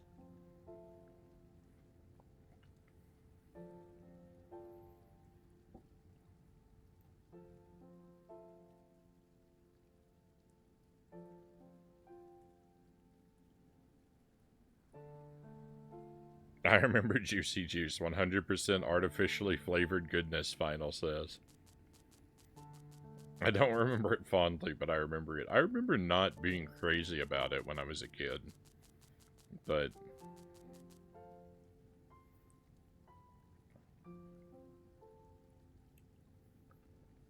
I felt like it was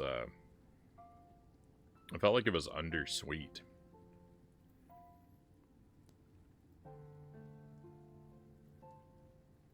Which is probably a good thing. Which probably makes it a better thing for you to drink, but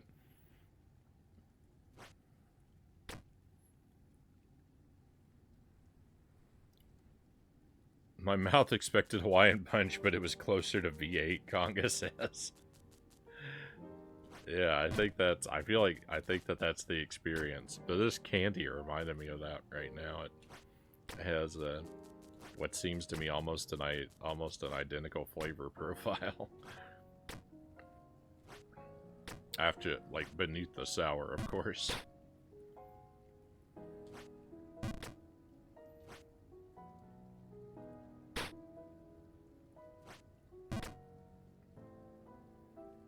And V8 is only half a step above kerosene. I don't think I've ever actually had V8.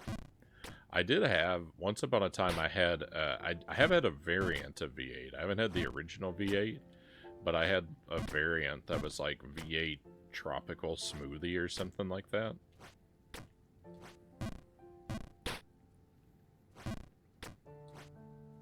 And I recall that being tolerable.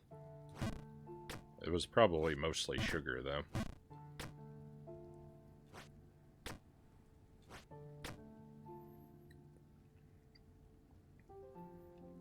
Gushers are my favorite, Final says. I never had Gushers as a kid. I have had them, but I never actually tried them until I was fully grown. I don't know why not, because like I would eat a fruit roll-up from time to time as a kid. That was something my grandma always gave me. We didn't often have fruit roll-ups in our home, but my grandma always kept fruit roll-ups, and she would give me one when we visited her.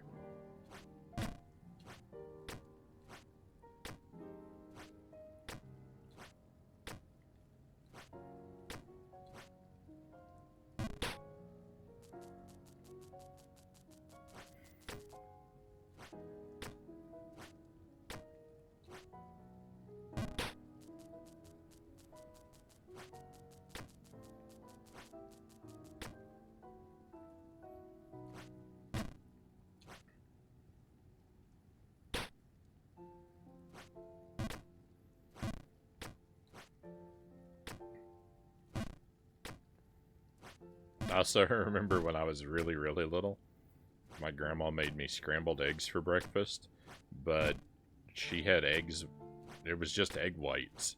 She made me scrambled eggs with just egg whites, and it horrified me. It horrified me because eggs are supposed to be yellow. And I got in trouble for not wanting to eat them.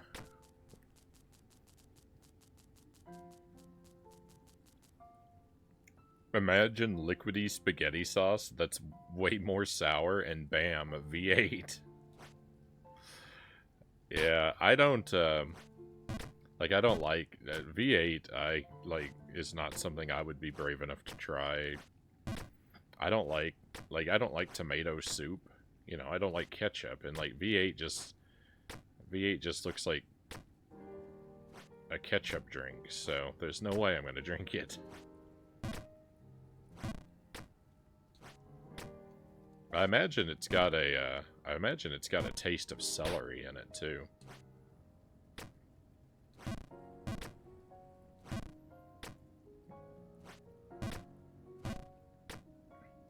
V8 seems to me to be the same thing as a non-alcoholic Bloody Mary. That's what V8 seems like to me. And that's what a Bloody Mary seems like to me, is V8 with alcohol in it.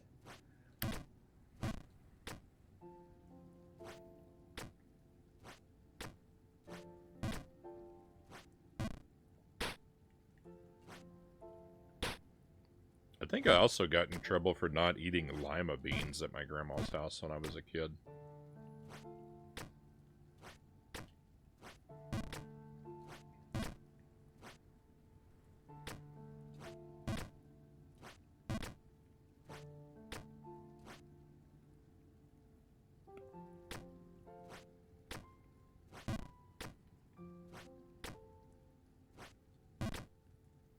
Fruit roll-ups were good.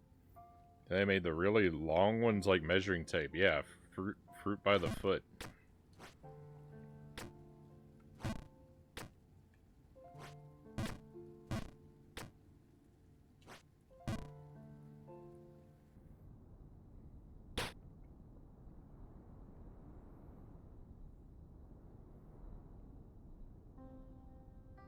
Yeah, I don't remember if they're like, you know, who makes what of any of these things.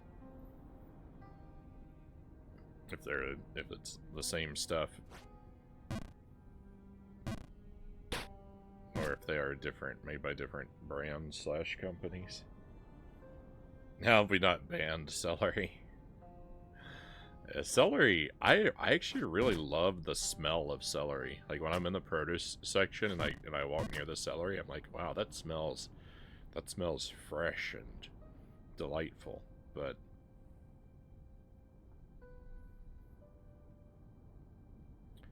I don't know. I've managed to incorporate celery into my cooking a little bit, but Like, if I'm gonna make, like, a stew or a soup, I might include celery, but the thing is that I chop it so fine and thin that it basically disappears. So, have I really gotten better at eating celery? Probably not.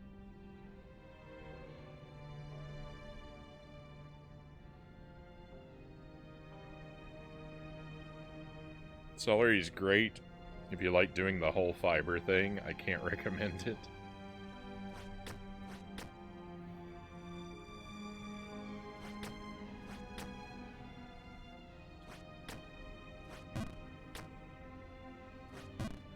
I'd rather drink watered down ketchup than V8.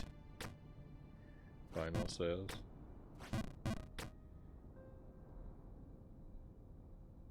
Yeah, I've heard that. Celery has negative calories. You burn more calories chewing it than it contains.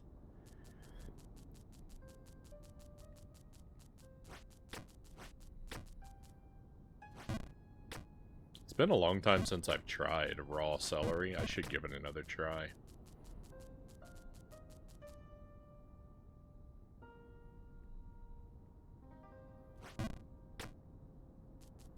I should see if it's as bad as I remember, or if it's gotten better.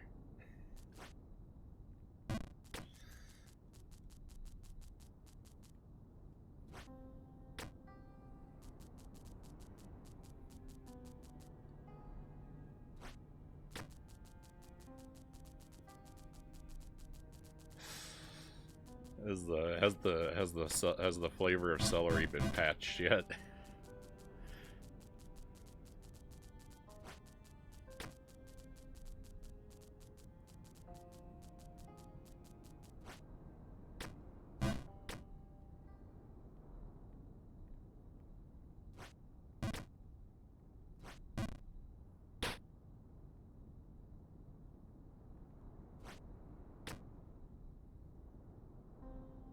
we need to crossbreed celery with pepperoni or something.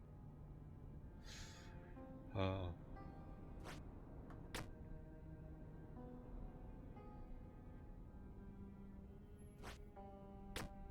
One time I remember finding these pepperoni sticks at the grocery store. They looked exactly like hot dogs, but they were pepperoni.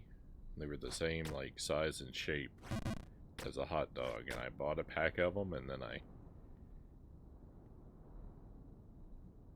microwaved one and ate it on a hot dog bun, and it was the most like greasy thing that I've ever eaten, but it was pretty delicious.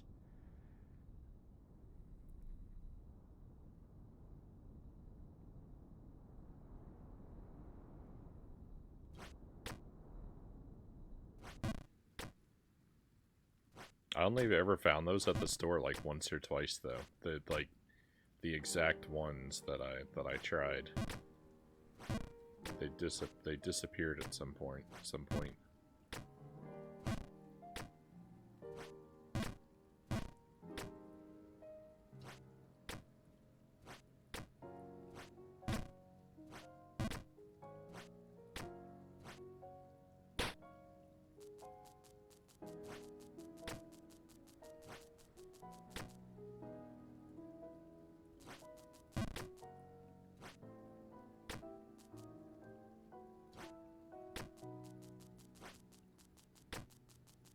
I made a lot of that kind of thing when I was like just old enough to like make food for myself, but like not old enough to like really make anything, I guess. I don't know. Like I would make bologna sandwiches a lot. I'd make a lot of stuff like where I would just microwave some sort of like processed meat and then have it on bread or toast. I made a lot of simple sandwiches like that. I used to love to make bologna sandwiches. I'd microwave a few pieces of bologna until they got kind of like crispy around the edges, and just have that on toast.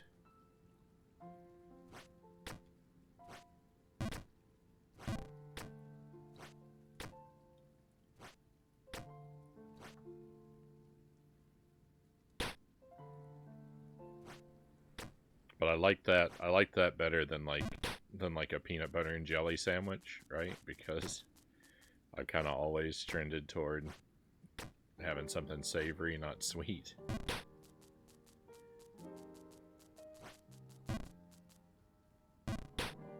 Something like salty and greasy.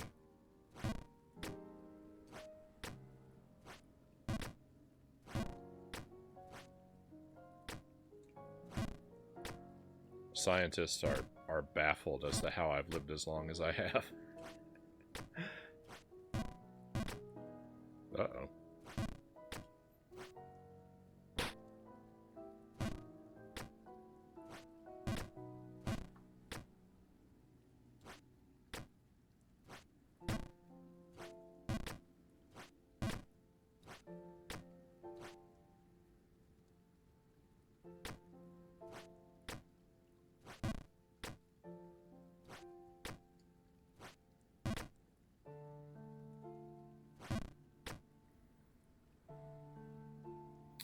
This illness means I can't eat any processed foods, Final says. The one lady was interviewing me. I was living through her vicariously when she ate a cheese nip.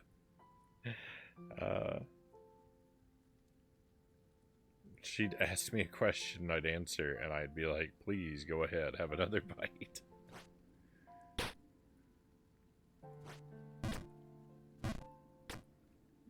Peanut butter is probably the perfect balance between sweet and savory.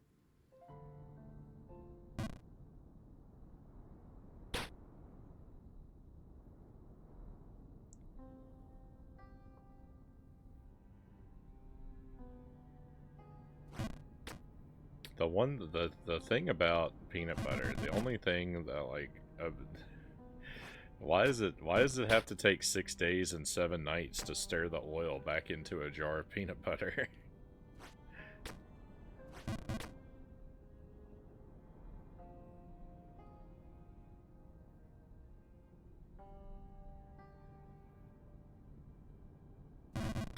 My idea of the perfect balance between sweet and savory, bacon, Zergling says. Oh.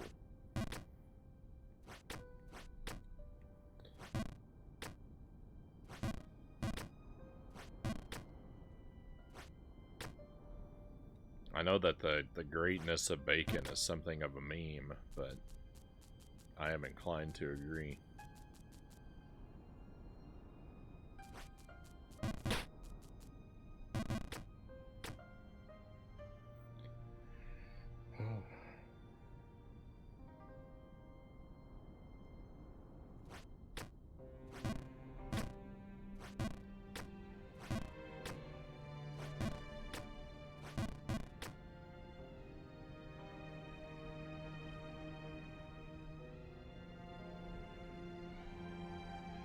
There's a trick to make that easier, the peanut butter thing.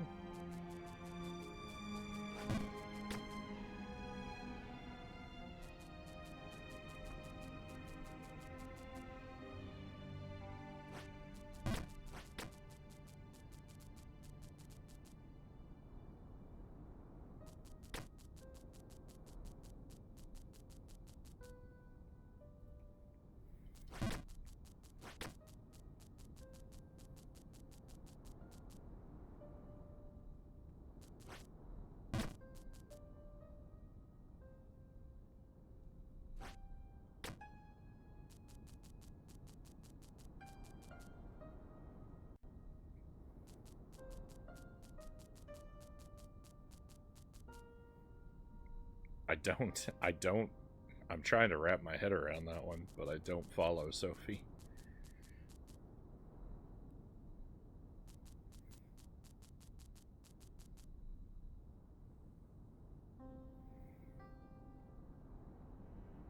I don't exactly know it's a topic I want to touch, though.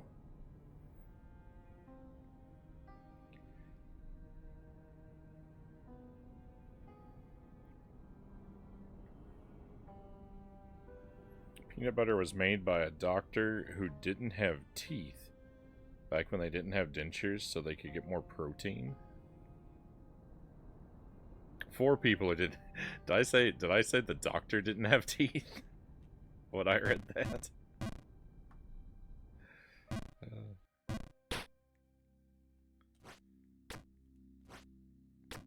know what goes in. I don't know what goes into making a communion wafer.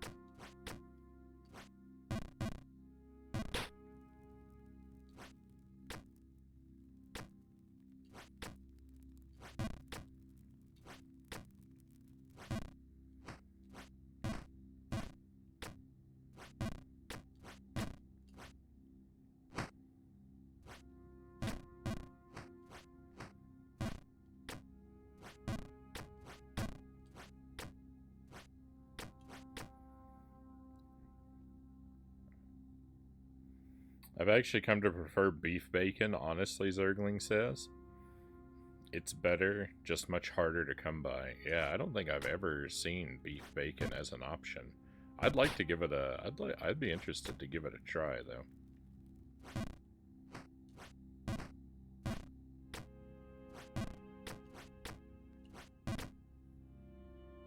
A turkey bacon I've heard of. Have I ever had turkey? I feel like I've had turkey bacon, even. I don't recall being enthusiastic about it, though.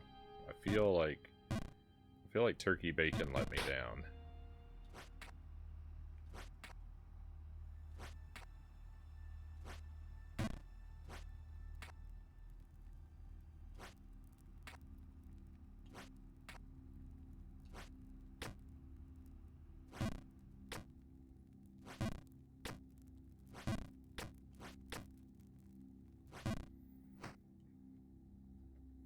A trick to making natural peanut butter easy to stir. Ready for this? Flip a fresh jar upside down and let it sit for 2 days. Causes the oil to go from the top to the bottom, making everything smoother in between. By the time you stir it, it's much easier to stir the entire, because the entire jar isn't rock hard. So that is how I tend to store a jar of peanut butter when I get it home from the store, because it's always separated when I buy it. But I've never noticed it. I've never seen it come together. It just, they just sit, maybe it has to do with how cold it is where I live or something, I don't know. But the oil just sits at the bottom. The solids never fall through the oil whenever I've tried that. I've started just taking and just scraping the entire jar out into a giant bowl, and then mashing it with a whisk until it comes back together, and then scraping it, the whole thing, but like all at once, and then scraping it all back into the jar. I feel like that probably destroys its shelf life to a degree. Like, I feel like I gotta make sure I eat it more quickly, because I'm sure I, like, introduce tons of, you know, microscopic contaminants into it that way. But I mean, I guess really no more than stirring a knife into it's going to do. But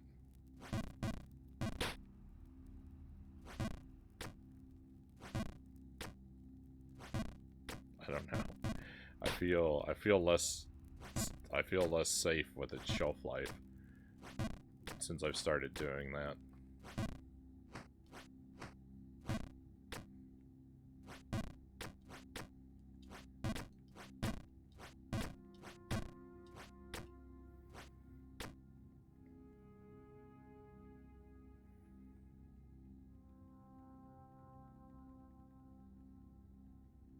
Top 3 popular meats: pork, chicken, and beef. And see, I like them in the reverse order of that.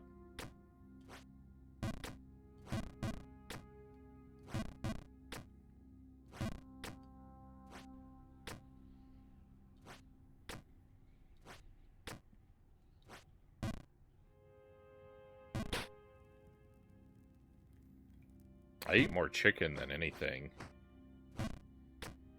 Like, chicken is, chicken is the last meat I would give up. Like, if I had to give up all meats but hang on to one, I would have to keep chicken.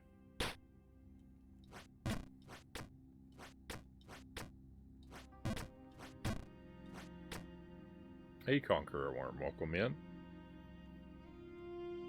Do you get Skippy brand peanut butter? Skippy is oily. Jif and Peter Pan never have oil for me. I don't necessarily always get the same brand of peanut butter. I usually get and I'll lean toward just buying whatever the store brand is. And I know, like, they have options that, like, have, like, other things mixed into them to prevent the oil from separating out. But I do always pick the one that, I always look at the ingredients and pick one that's always made with just peanuts as the ingredients. So mine always separates. I know you could get ones that don't, but they have something else mixed into them to cause that. And it's probably nothing to worry about, but I don't know.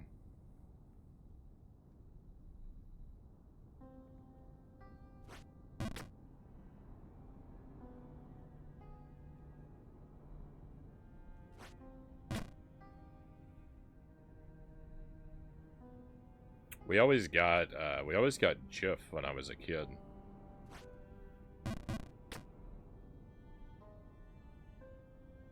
That's the brand that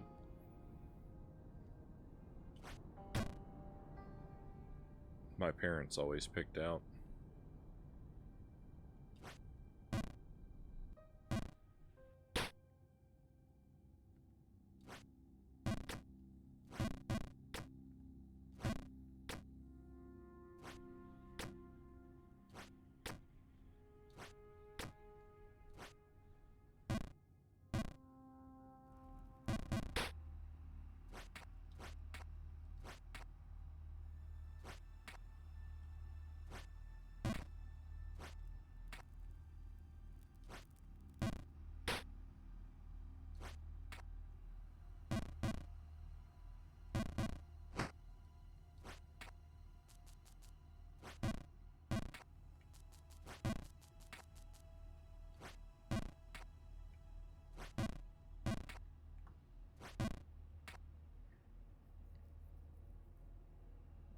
I figured beef would be at the top and pork would be number 3. Yeah, that's what you know.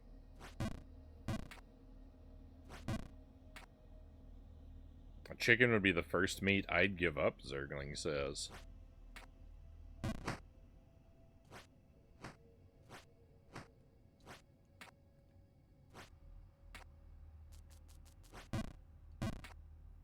Chicken is life, Final says.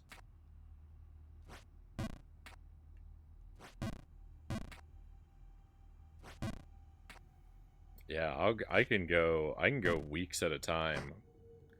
I can go weeks at a time with chicken being the only meat I eat.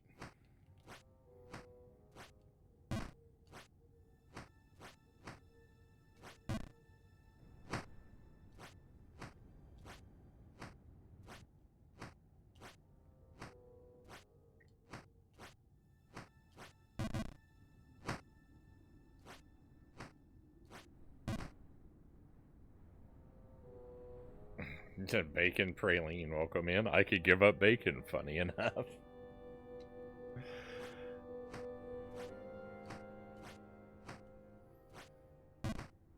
I don't have bacon super often. I really enjoy it, but it's like, bacon is a rarer treat. I typically only have it a few times a month at the most.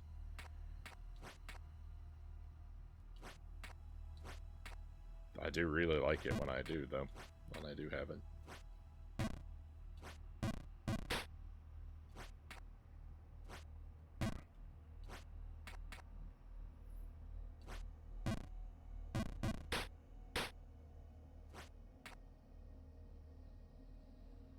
I can go a day or two without beef, Zergling says, but I prefer not to. Much better when there's beef every day. I'm not a fan of bacon or fried chicken. I know, Blasphemer for final says.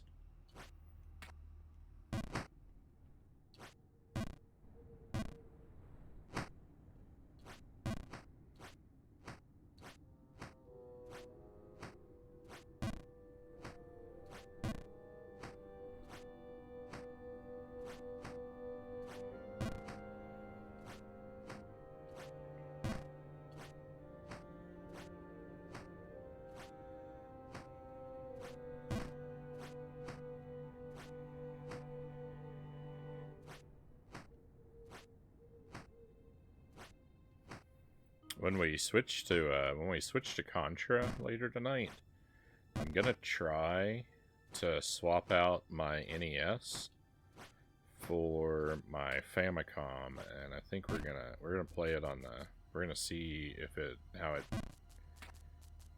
works. We're gonna see how it plays on the Famicom. It should be identical. Everything should be the same, but.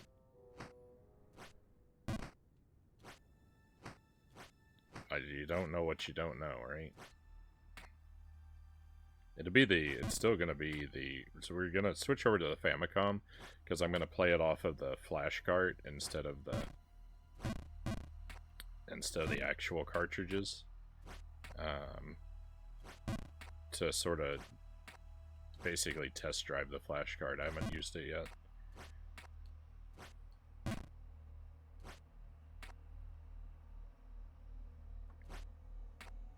So the games shouldn't be any different or anything, but we shall see.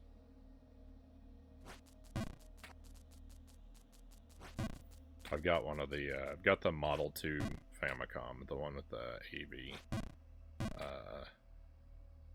the composite AV cables.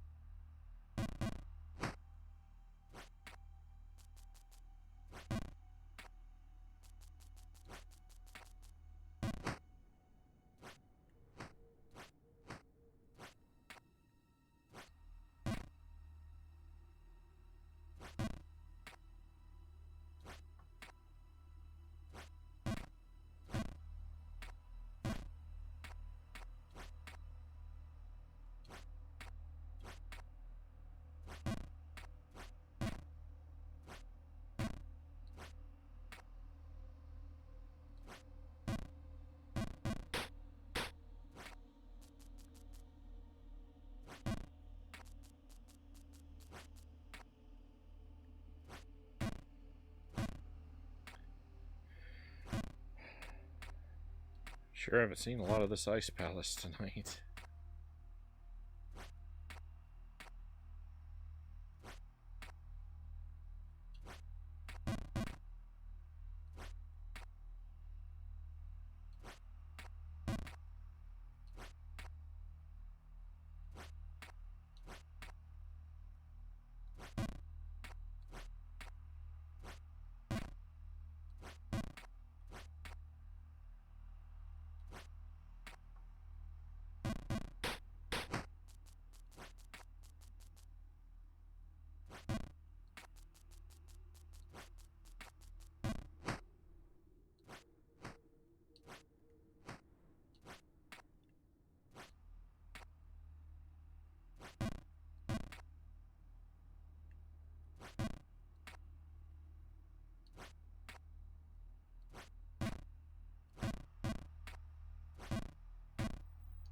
Would like to at least have one more shot of making it back up into the pink area and clearing that, and maybe clearing it. We got so close earlier. And I actually blundered a really easy jump is what cost us our chance, but it...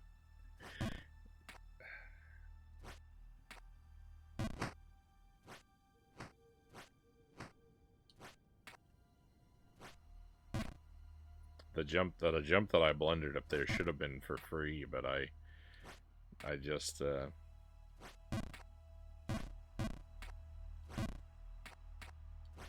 wasn't thinking.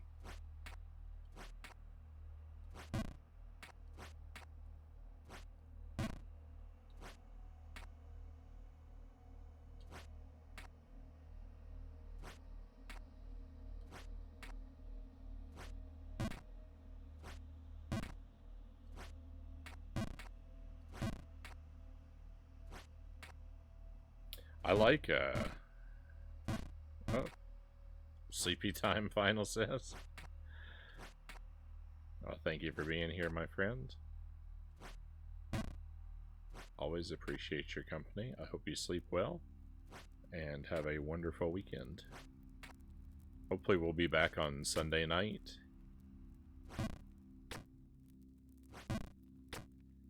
I think Sunday's gonna work out for me this week, or next week. Don't plan to stream tomorrow. I probably could actually stream tomorrow night, but I don't plan to.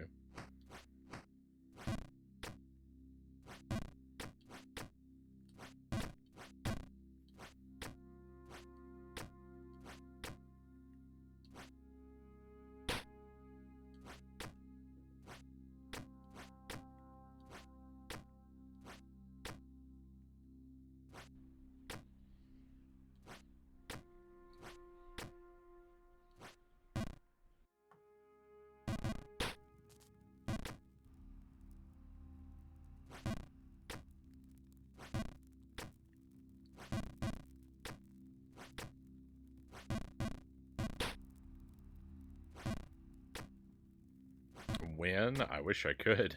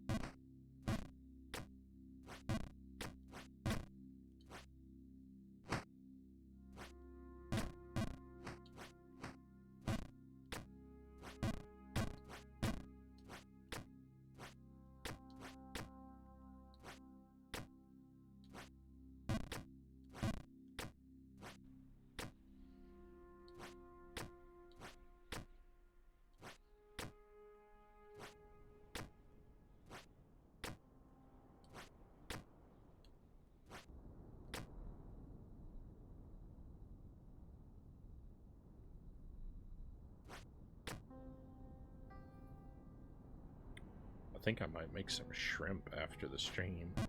I don't usually eat after my streams, but usually after the stream I go to bed immediately. But I don't think that's gonna happen tomorrow. So I'm probably gonna want to have something to eat. I think I've got some shrimp in the fridge.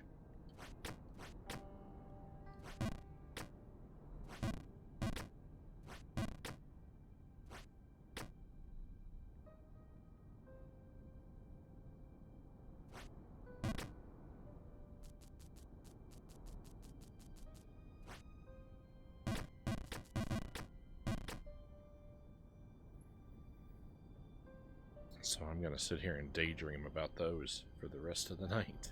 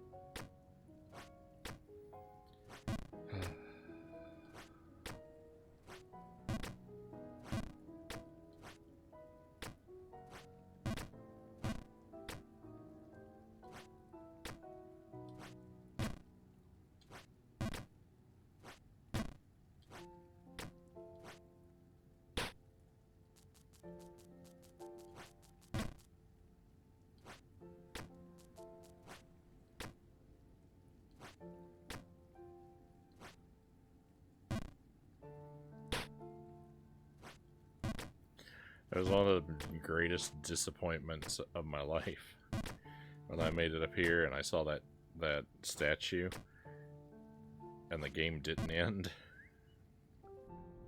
First time I ever made it up to that statue,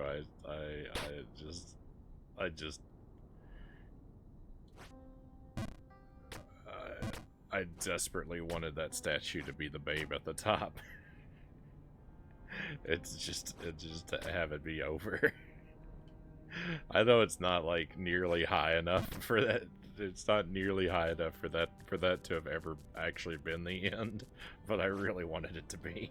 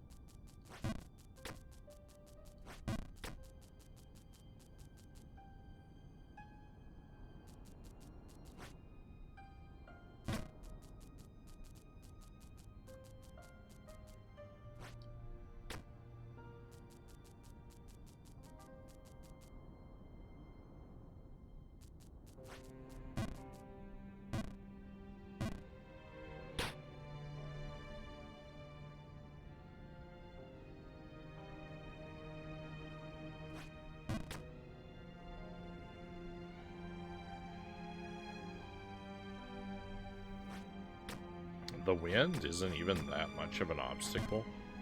I have a lot of trouble here, but I think that for the most part, the trouble that I have is not even related to the wind. It's just because I have a solid grasp on how to time everything I do in regard to it, so yeah, it doesn't really It's just the geometry of the maze of the level itself that's...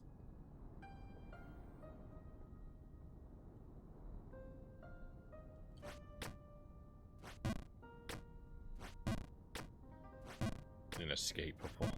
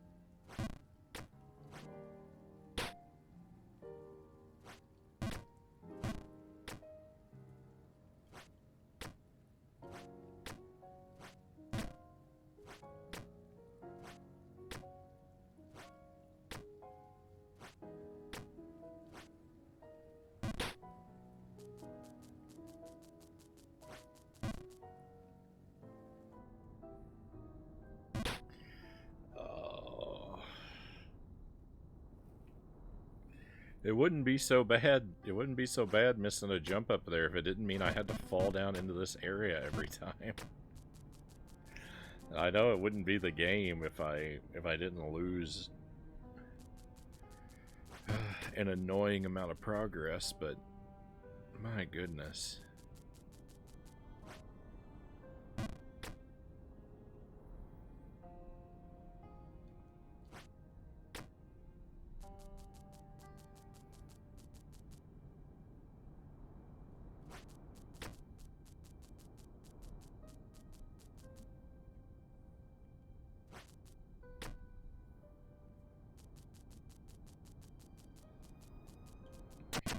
Excuse me just a moment.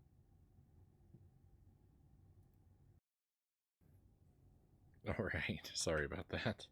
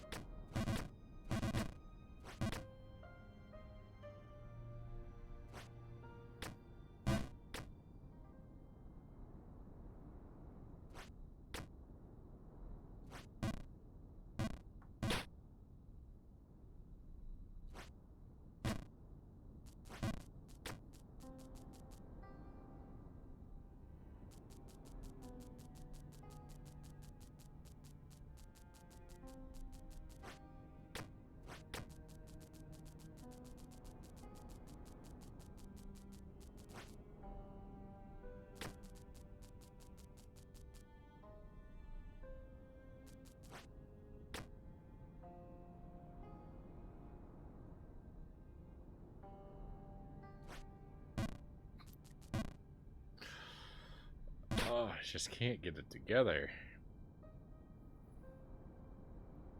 See that jump there? That jump there is so tough, and the wind is not even really a factor.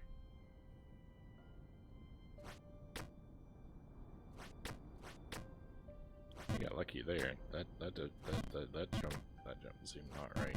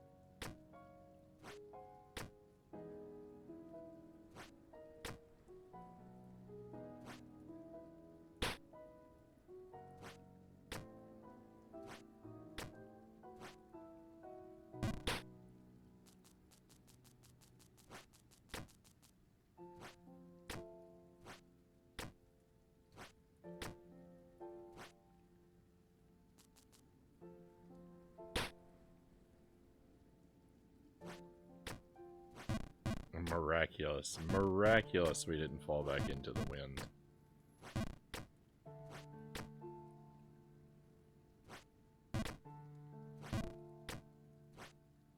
Hey, Christian Cool. Hope you are doing well tonight.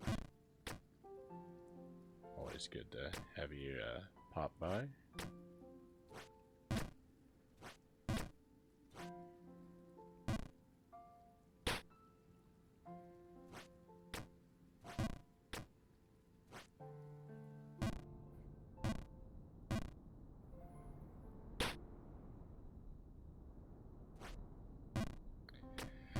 I'm hanging on by a thread.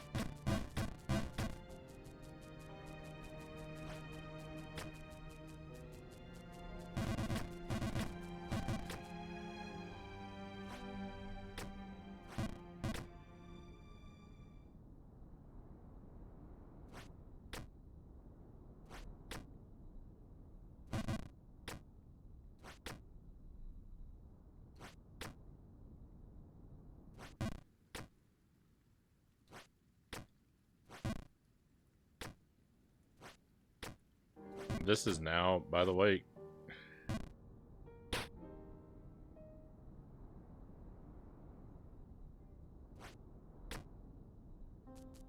This is now going more like what I expected tonight to go like. Like, this is more typical of how Jump King usually treats me. Where I'm usually hanging out a lot in this green area, and I make it up into the pink area, and I'll be up there for a few seconds, and then it's back to this green area. And it's just a loop of several minutes down here, a few seconds up there, and it just goes like that for hours and hours.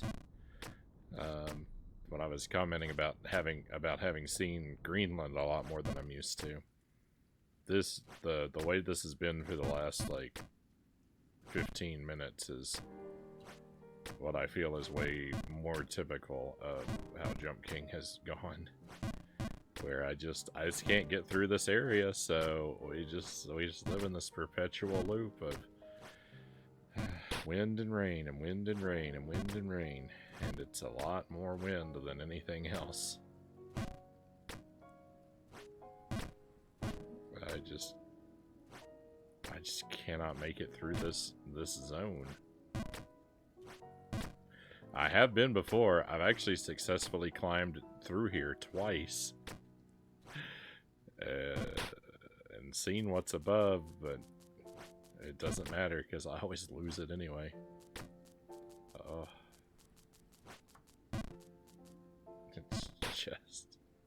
It's just not possible. I think I'm about done with Jump King for tonight, though.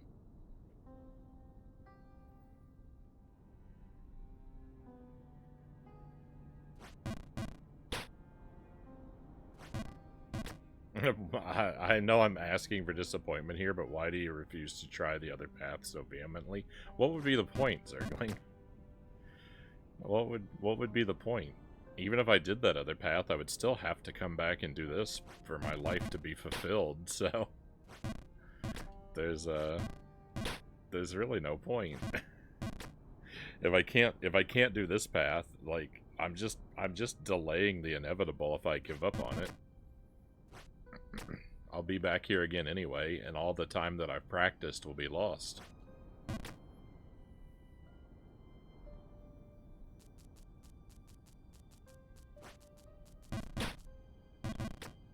I'll have to relearn all this. Oh no, I plan to do the other path 100%. If I ever make it to the top of this path, I absolutely 100% plan to do that other path.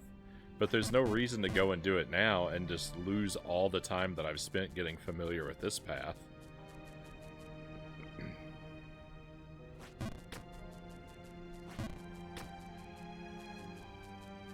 No, they're both inevitable. Hey Greg, welcome in.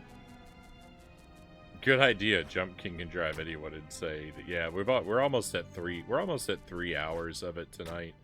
I think that's a reasonable amount of time to sync at once.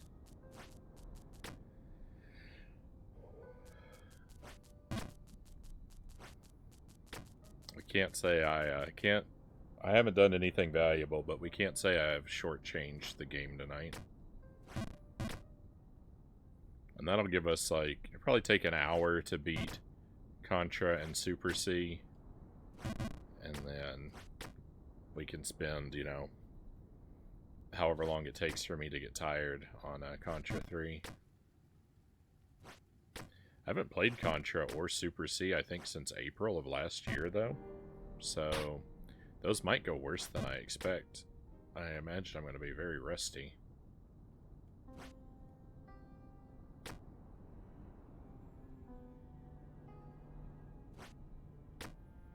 I mean, as long as I can do, still do both games in one credit, I'll be pretty happy. But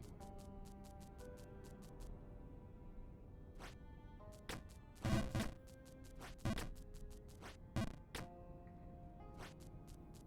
don't know. It has been quite a while.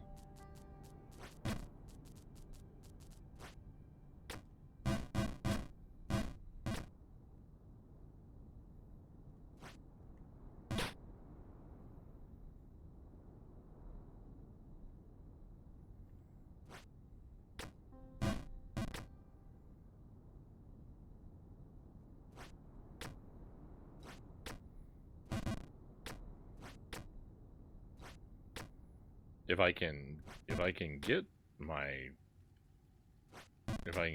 act together and start the stream on time again instead of starting at midnight every night, if I can get back to starting at closer to 10, I'm not opposed to the idea of playing Jump King at the start of most streams for a little while. Like maybe 2 hours of Jump King every other night before the main event. But I just can't seem to get my daily routine to coalesce just right.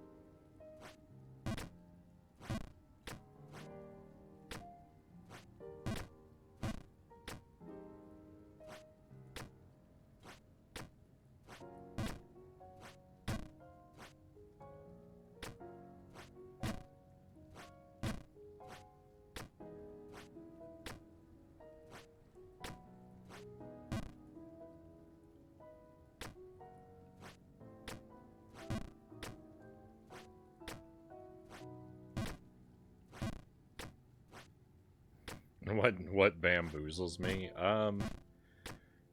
It's sort of a combination of things I don't really understand and can't or can't explain.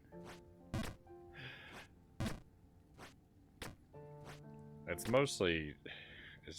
largely just because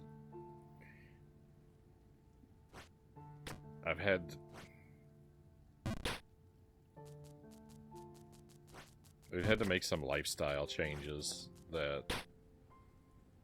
make all my regular daily activities less convenient. So everything ends up taking more time than I think it's going to. And I'm sleeping at very weird hours. So it's hard for me to fall asleep when I need to. And then I end up needing to take extra naps at other times. And so then I can't cook and eat when I want to, and it's just all... This is one thing, you know. You change one thing and everything else spirals.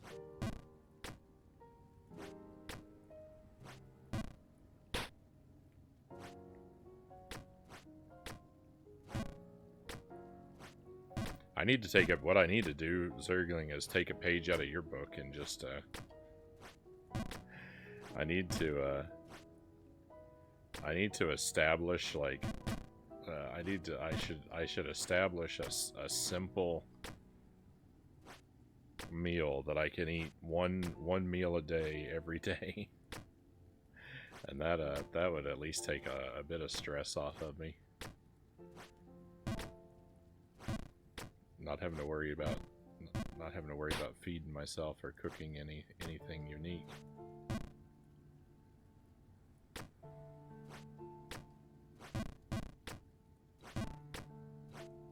But that's not my big issue. That's just one of the things that falls out of its rightful time slot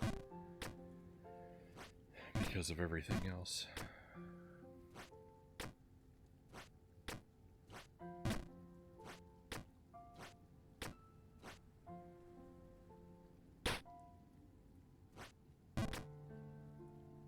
Having steak and eggs 4 or 5 days a week Does make meal planning a lot simpler.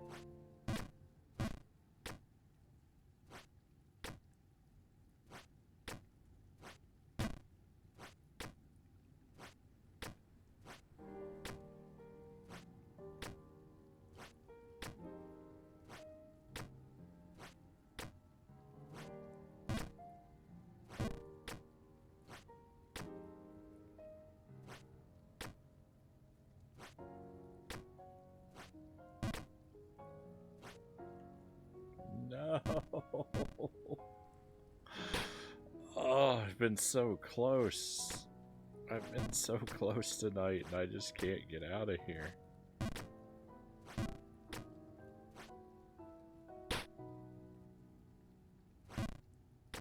Yeah. Yeah. I imagine it makes shopping a lot easier, too.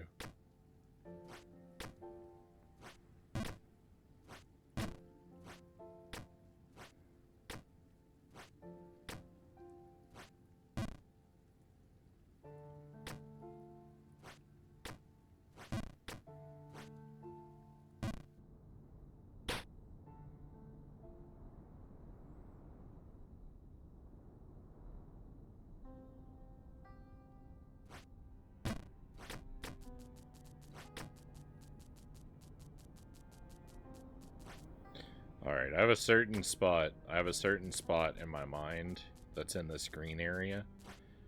It's the spot with the bricks that are indoors. I can't really explain it any better than that. But if I fall below that spot, when I fall below that spot next, we're done. As long as I'm up here close to the pink area, I'm going to keep going, but the first time I fall below the spot I have in my mind, we're going to quit Jump King and move on to Contra. So any fall now could be the one. Oh my goodness.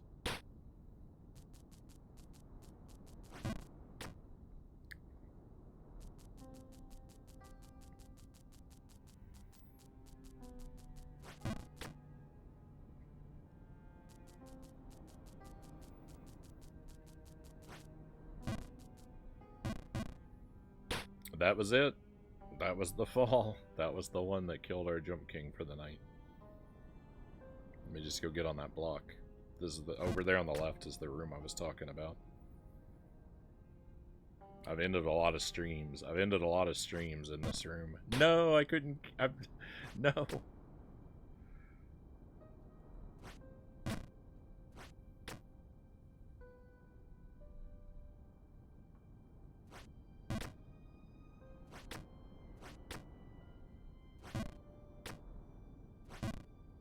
Oh, this is the block.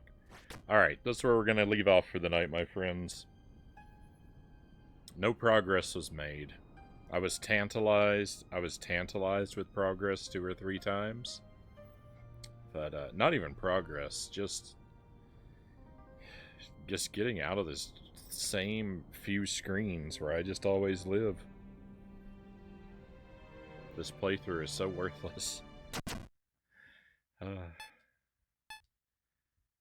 We're out of here for the night, my friends. We're going to move over to the Famicom, and we're going to try some, we're going to get reacquainted with Contra.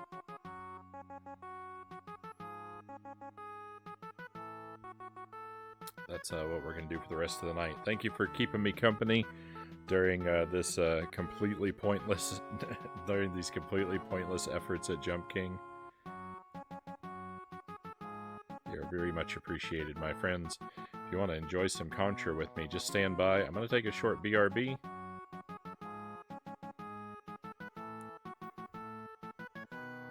And try to get some things set up while the music's playing.